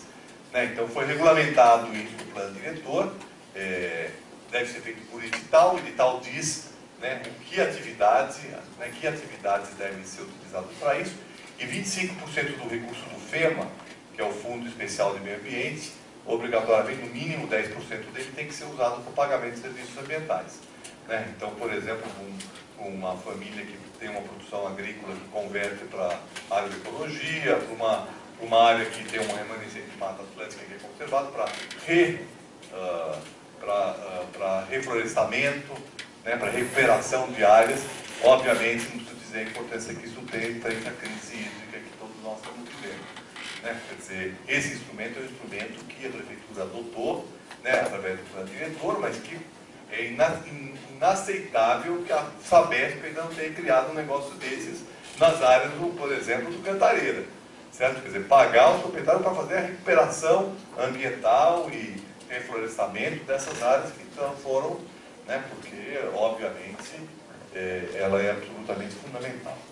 Bom, isso está ligado, então, à política municipal de mudanças climáticas, tem vários elementos que têm relação com isso. Bom, eu vou passar um pouquinho adiante, mas a ideia da cidade compacta também está ligado a isso. É uma discussão importante, mas um dos elementos importantes foi o sistema de áreas verdes protegidas, verdes espaços livres. Também é um desenvolvimento, um aprimoramento, né, do sistema de áreas verdes, que já existia no plano diretor anterior. Nós criamos, então, essa figura mais ampla, que inclui as áreas livres e as áreas protegidas, num sistema que, no fundo, cria um outro elemento estruturador do plano diretor. Né? Eu falei, né, que é o sistema hídrico-ambiental, composto pelos fundos de vale e pelas áreas verdes e as áreas protegidas da cidade. Ela inclui, inclusive, as áreas indígenas demarcadas ou em demarcação, que é uma luta que há lá dos Guaranis na cidade, pela demarcação das áreas, que já tem processos, e a área que está em demarcação, ainda aguardando ser sancionada pelo governo federal, elas já estão protegidas, portanto, criou um elemento de proteção. E outra coisa fundamental, que foi a transformação dos 164 parques propostos, né, que foram propostos 150 parques. O programa Sem Parques. Não, o programa Sem Parques já era anterior, foi além do 100, eram 100. Né? E hoje nós temos 164 que foram previstos, mas o que é importante disso, é que grande parte dessas áreas são áreas privadas, ainda privadas, que precisam ser desapropriadas. Então o plano diretor transformou as áreas dos parques em ZEPAM, em Zona Especial de Proteção Ambiental, de modo que tirou potencial construtivo, né, dessas áreas, obviamente, com exceção daquelas que já têm projetos protocolados, porque eles têm direito adquirido. O famoso caso do Parque Augusta, certo? Né? Ele também virou uma ZEPAM, só que ele já tem um projeto protocolado e é por isso que tem essa... Né? Agora, outras áreas que não têm projeto protocolado, elas perdem o valor. E se permite fazer também a transferência, elas passam a ter coeficiente máximo 1, né? E facilita, então, o processo de transformação futuro em parques públicos.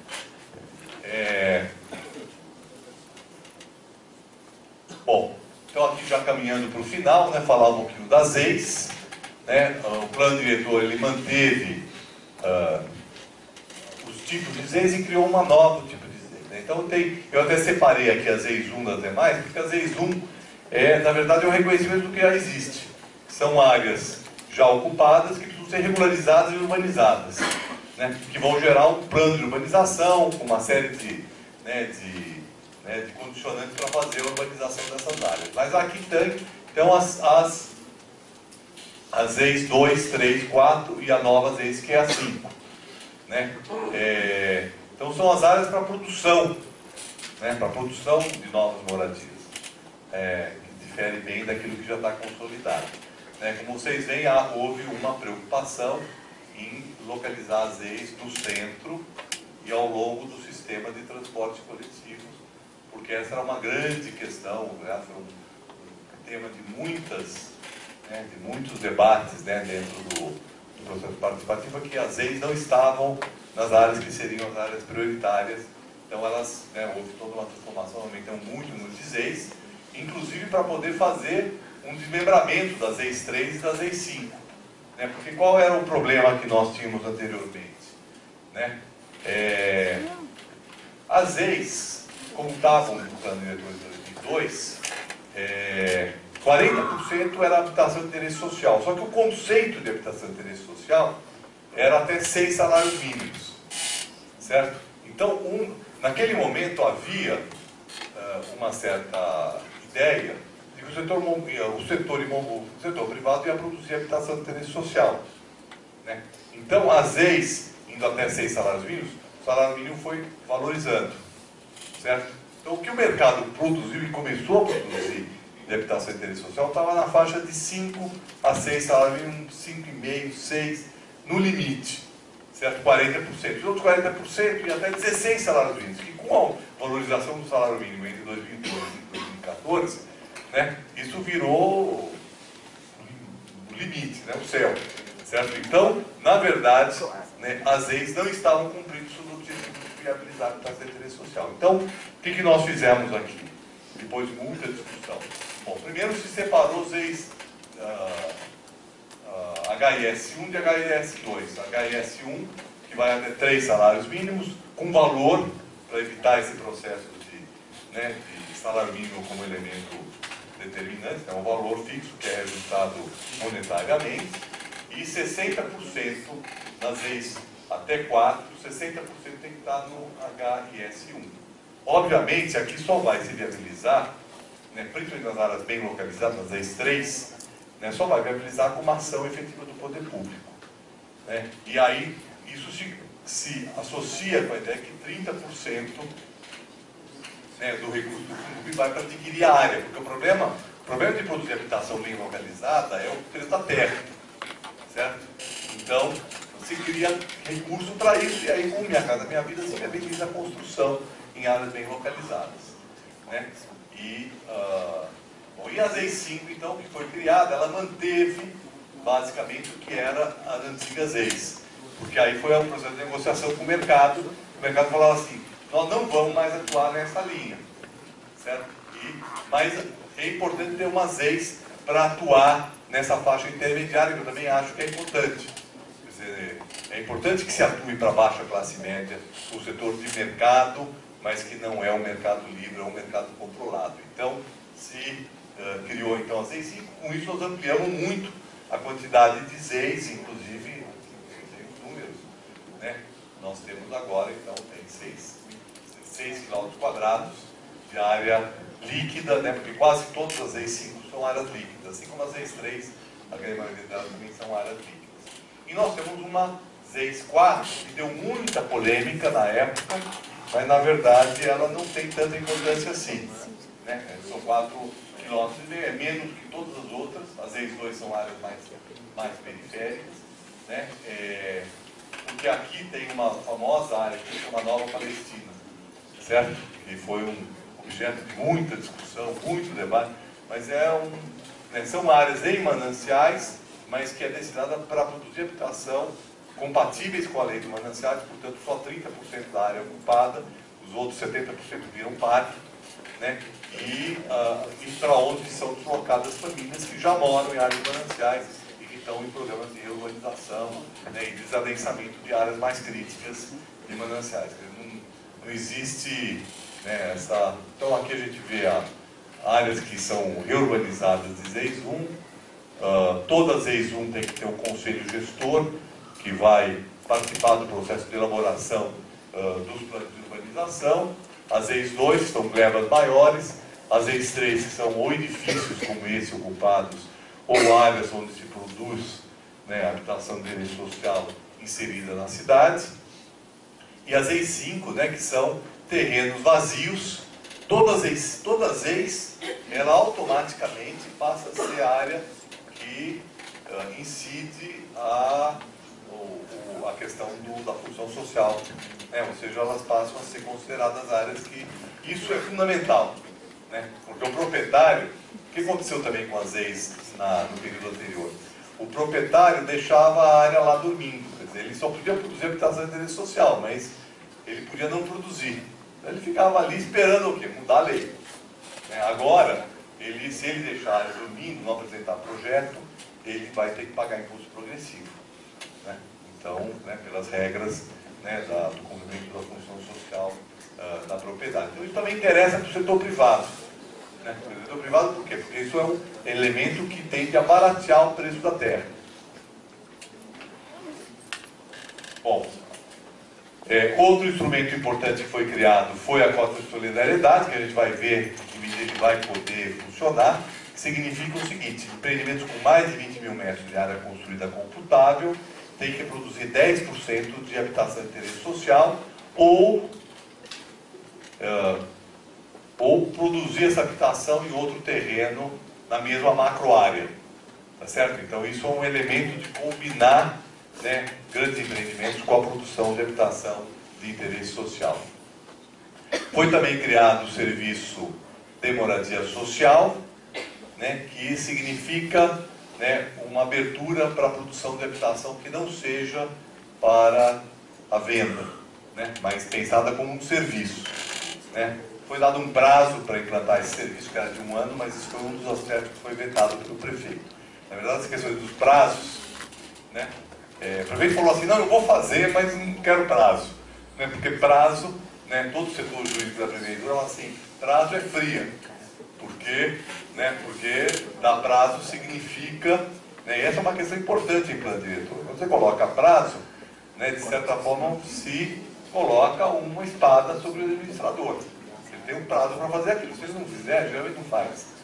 Geralmente as pessoas não fazem prazo porque é complicado, etc. Quando não tem prazo, fica para as caletas e ele fica um plano retórico. E essa aqui tinha prazo, tinha várias coisas que tinham prazo que foram tiradas. Essa foi uma das coisas que não foi tirada, depois foi vetada.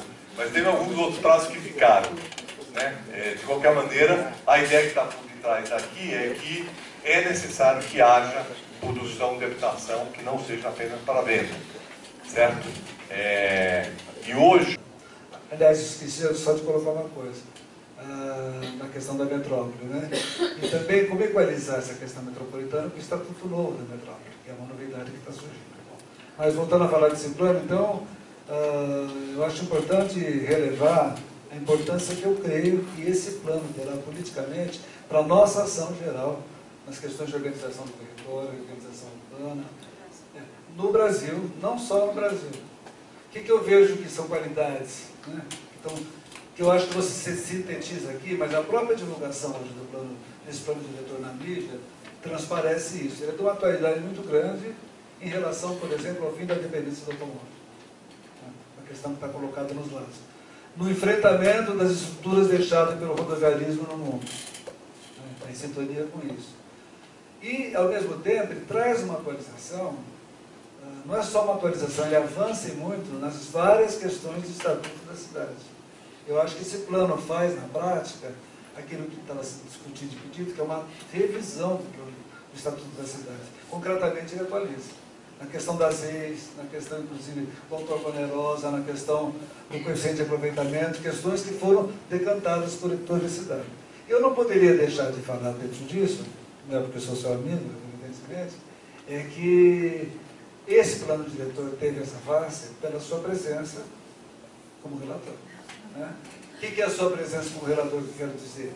Um arquiteto urbanista, pesquisador, comprometido com os movimentos populares, comprometido, que foi capaz, esse processo na Câmara, a gente conhece muito bem, de criar um quadro de convívio, de discussão, tanto no ambiente da Comissão de Política Urbana, com as equipes técnicas que trabalharam lá, etc., como também na própria construção de um acordo político que sustentou a aprovação, eu acho que até um certo ponto surpreendente.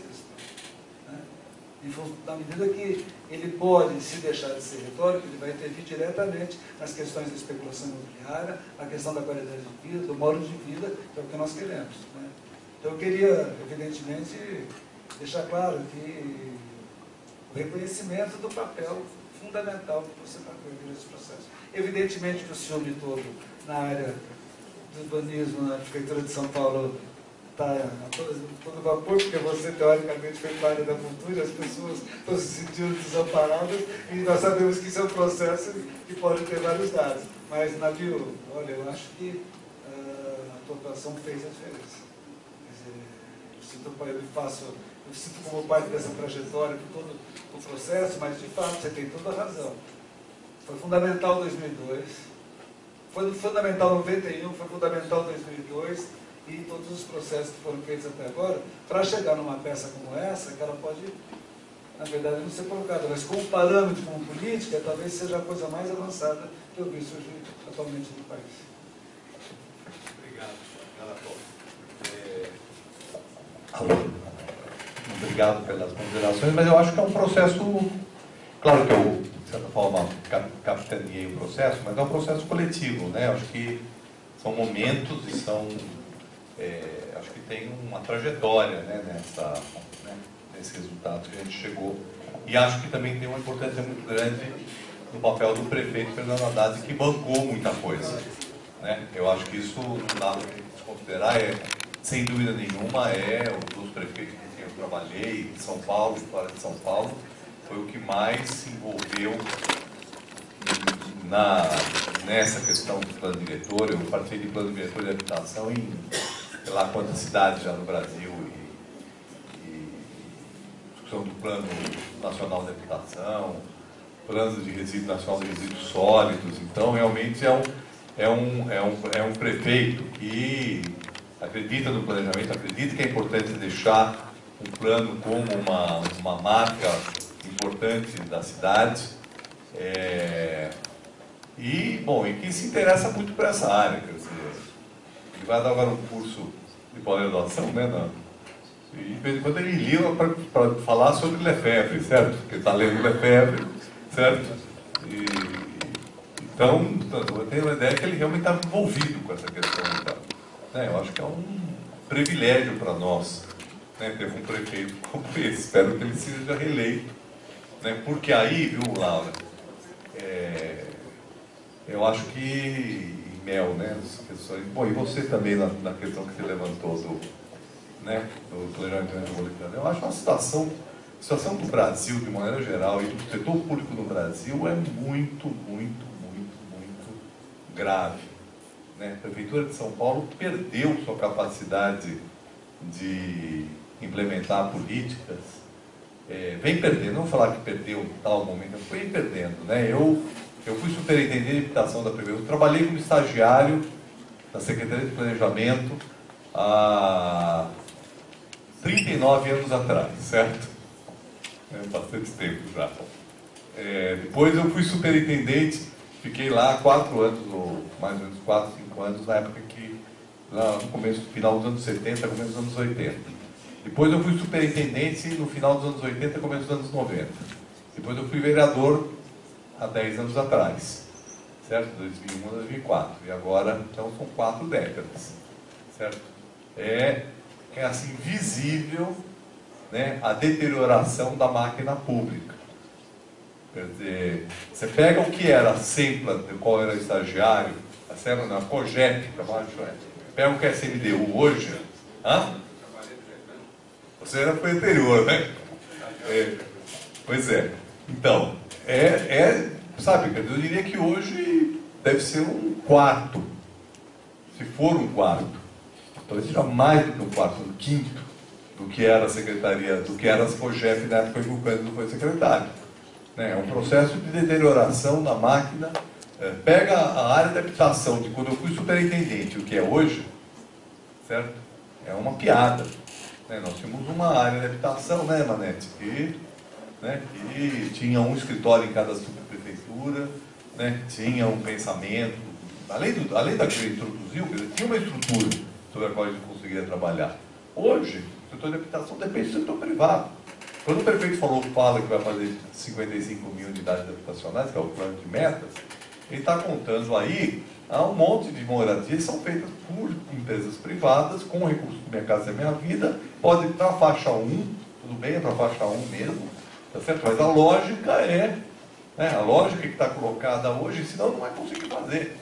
Achar que a a Coab ou a AB, né, como produtores, vão conseguir fazer 55 mil moradias? Não vai.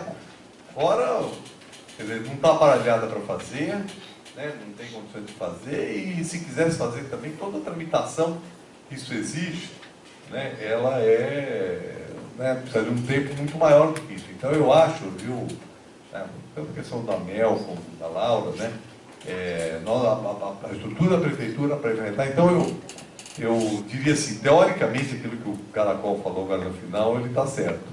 Mas na prática, eu diria até hoje, estou um pouco pessimista, né? Nós temos condição de avançar, mas o setor público do Brasil está muito, e talvez, a não ser que a gente consiga fazer, e talvez fosse o nosso desafio, fazer do limão uma limonada, quer dizer, essa crise toda que nós estamos vivendo, que envolve inclusive as empreiteiras, que são enormes, quer dizer, ser uma oportunidade para dar uma virada na lógica.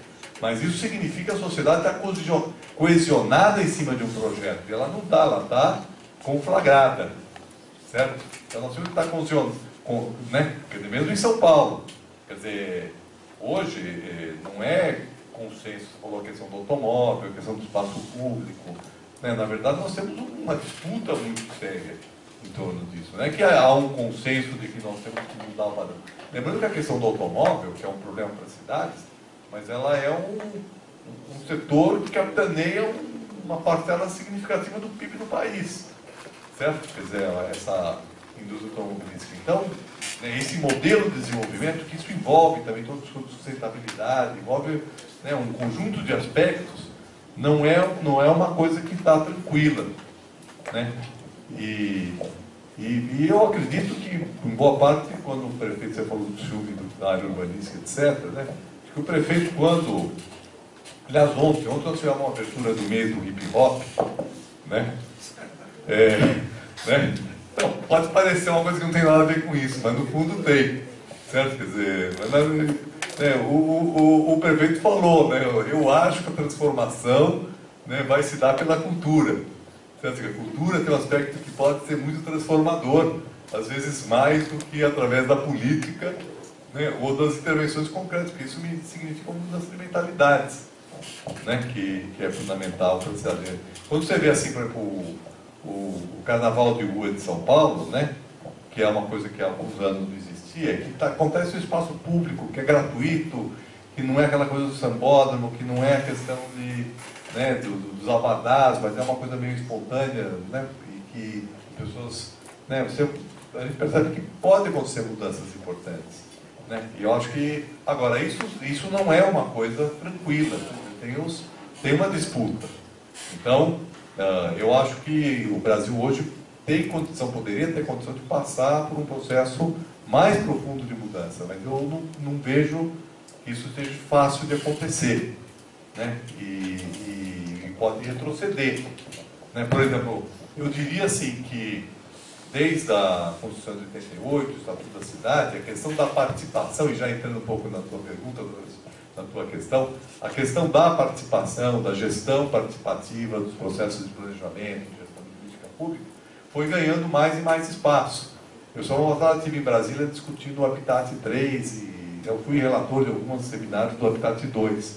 O Habitat 2, há 20 anos atrás, ele foi feito muito com a perspectiva da participação da sociedade, tanto que, né, teve as práticas que foram premiadas. A prática que foi premiada foi o orçamento participativo de Porto Alegre, né? Vamos lembrar disso, há 20 anos atrás, que a questão da participação estava no Habitat 2, foi um tema importantíssimo, né? O Jorge foi secretário adjunto da conferência, abriu espaço para a sociedade ter uma participação importante, e os municípios.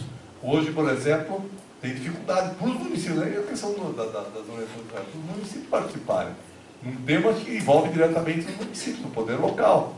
Então nós vivemos um momento que é um momento de dificuldade, né? Onde determinados paradigmas que pareciam consolidados, como esse da participação, às vezes começam a retroceder. E aí é uma dificuldade que vocês estão tendo, parece, né? Que vocês estão tendo em Campinas, não sei, eu não estou acompanhando de perto, mas pelo que vocês falaram aqui, dificuldades para o processo de participação. Que eu acredito que é muito positivo. Quer dizer, a gente quer dizer, nós técnicos, vamos até certo ponto, né? Eu vejo aqui uma net, eu lembro que a primeira vez que apareceu, que eu fui visitar o casarão da Celso Garcia, né? O casarão da Celso Garcia, é um casarão na Avenida Celso Garcia, que era um cortiço, alguns talvez vocês conheçam, né? Um cortiço que tinha 58 famílias, certo? E que falaram assim, não, nós queremos fazer aqui um projeto de habitação. Eu cheguei lá e falei assim, pô, mas, né, eu... Não vai, a Laura também, né? A Laura também estava lá, só que ela era da favela, né? E o Vanete era do cortiço, certo? E aí eu falei assim, pô, mas aqui na Celso Garcia, com esse trânsito de ônibus na frente, né, um terreno de não sei quantos 1000 metros, que tinha um casarão construído, bom, e aí eles foram lá e era a luta deles, estavam lá, não pagavam mais aluguel, estavam revoltados, etc.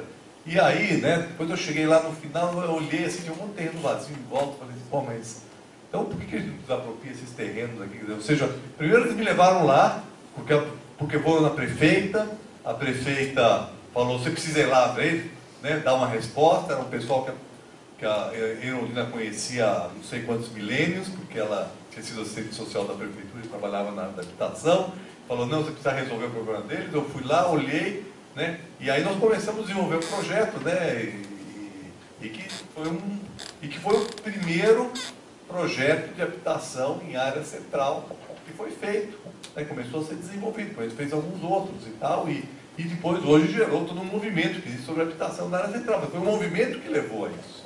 Então, um movimento, né, e no plano diretor muitas coisas, o movimento vai buscando saída e o gestor público muitas vezes, para responder as questões que estão colocadas, tem que inventar coisas. Eles não queriam que a gente fizesse o projeto de Celso Garcia com 180 unidades, eles queriam resolver no cortiço, onde eles moravam, certo?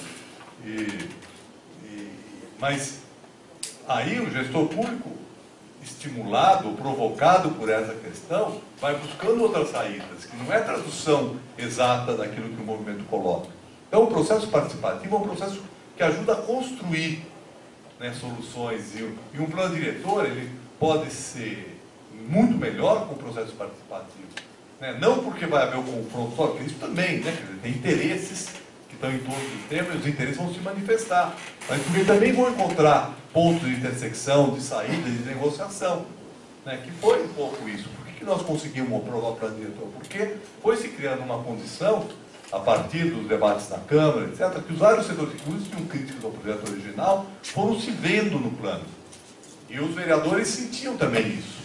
Quer dizer, claro que nem todos os vereadores se envolveram totalmente, mas no final a resistência era muito pequena, né, de conteúdo. Claro que tem também os componentes políticos e tal, que você também não aprova um plano diretor, né, ele não ia aprovar o plano diretor nunca, né, porque aí você tinha 2/3 da Câmara contra o governo fechado, certo? Então também isso é né, não tem milagre que consiga superar isso, mas as câmaras são muito voláteis também, né? Nunca sempre é 100% fechado, 100% não fechado. Quer dizer, existe um grau, né, pelo menos em São Paulo, né, de permeabilidade que a sociedade coloca, a mídia, os setores influentes, né? Então tudo isso faz parte de um processo, né? Então eu acho que o governo aqui precisa, né, também o governo, quem está responsável pelo plano diretor, também, né, ter claro que isso pode ser positivo para o resultado, para aquilo que se propõe, né? Agora, a questão, assim como, né, a máquina não consegue dar respostas em muitos casos, o problema metropolitano é seríssimo. É seríssimo. Eu acho que isso exige, né, quando teve a sessão do plano diretor, que estava no início da cidade, eu falei claramente, quer dizer, o plano diretor da cidade de São Paulo mostra claramente que o Estatuto da Cidade, que tem 15 anos, ele precisa ter algumas modificações, só que todo mundo tem medo de mexer, porque pode voltar para trás, alguns aspectos. Então fica, mas por exemplo, um dos assuntos que precisaria mexer é essa questão metropolitana. Precisa ter uma lei nacional que o Estatuto da Cidade e o Estatuto da Metrópole não resolve, que é o seguinte, quer dizer, os municípios têm que, de alguma maneira, se submeter a processos que são supramunicipais, certo? Porque é claro que tem que haver um bom diálogo sobre isso, e isso tem que criar um formato que o interesse local não passa a ser subordinado, mas ao mesmo tempo também, né, porque é muito difícil você pensar. Então a gente fala macrozona de estruturação metropolitana, é um pedacinho de uma macrozona de estruturação metropolitana, porque ela tinha que, de fato, estruturar a metrópole, ela só estrutura um pedaço do município, né? E por exemplo, eu recebi lá no processo os prefeitos da macro região noroeste, né? Francisco Morato, Franco da Rocha, Cajamar,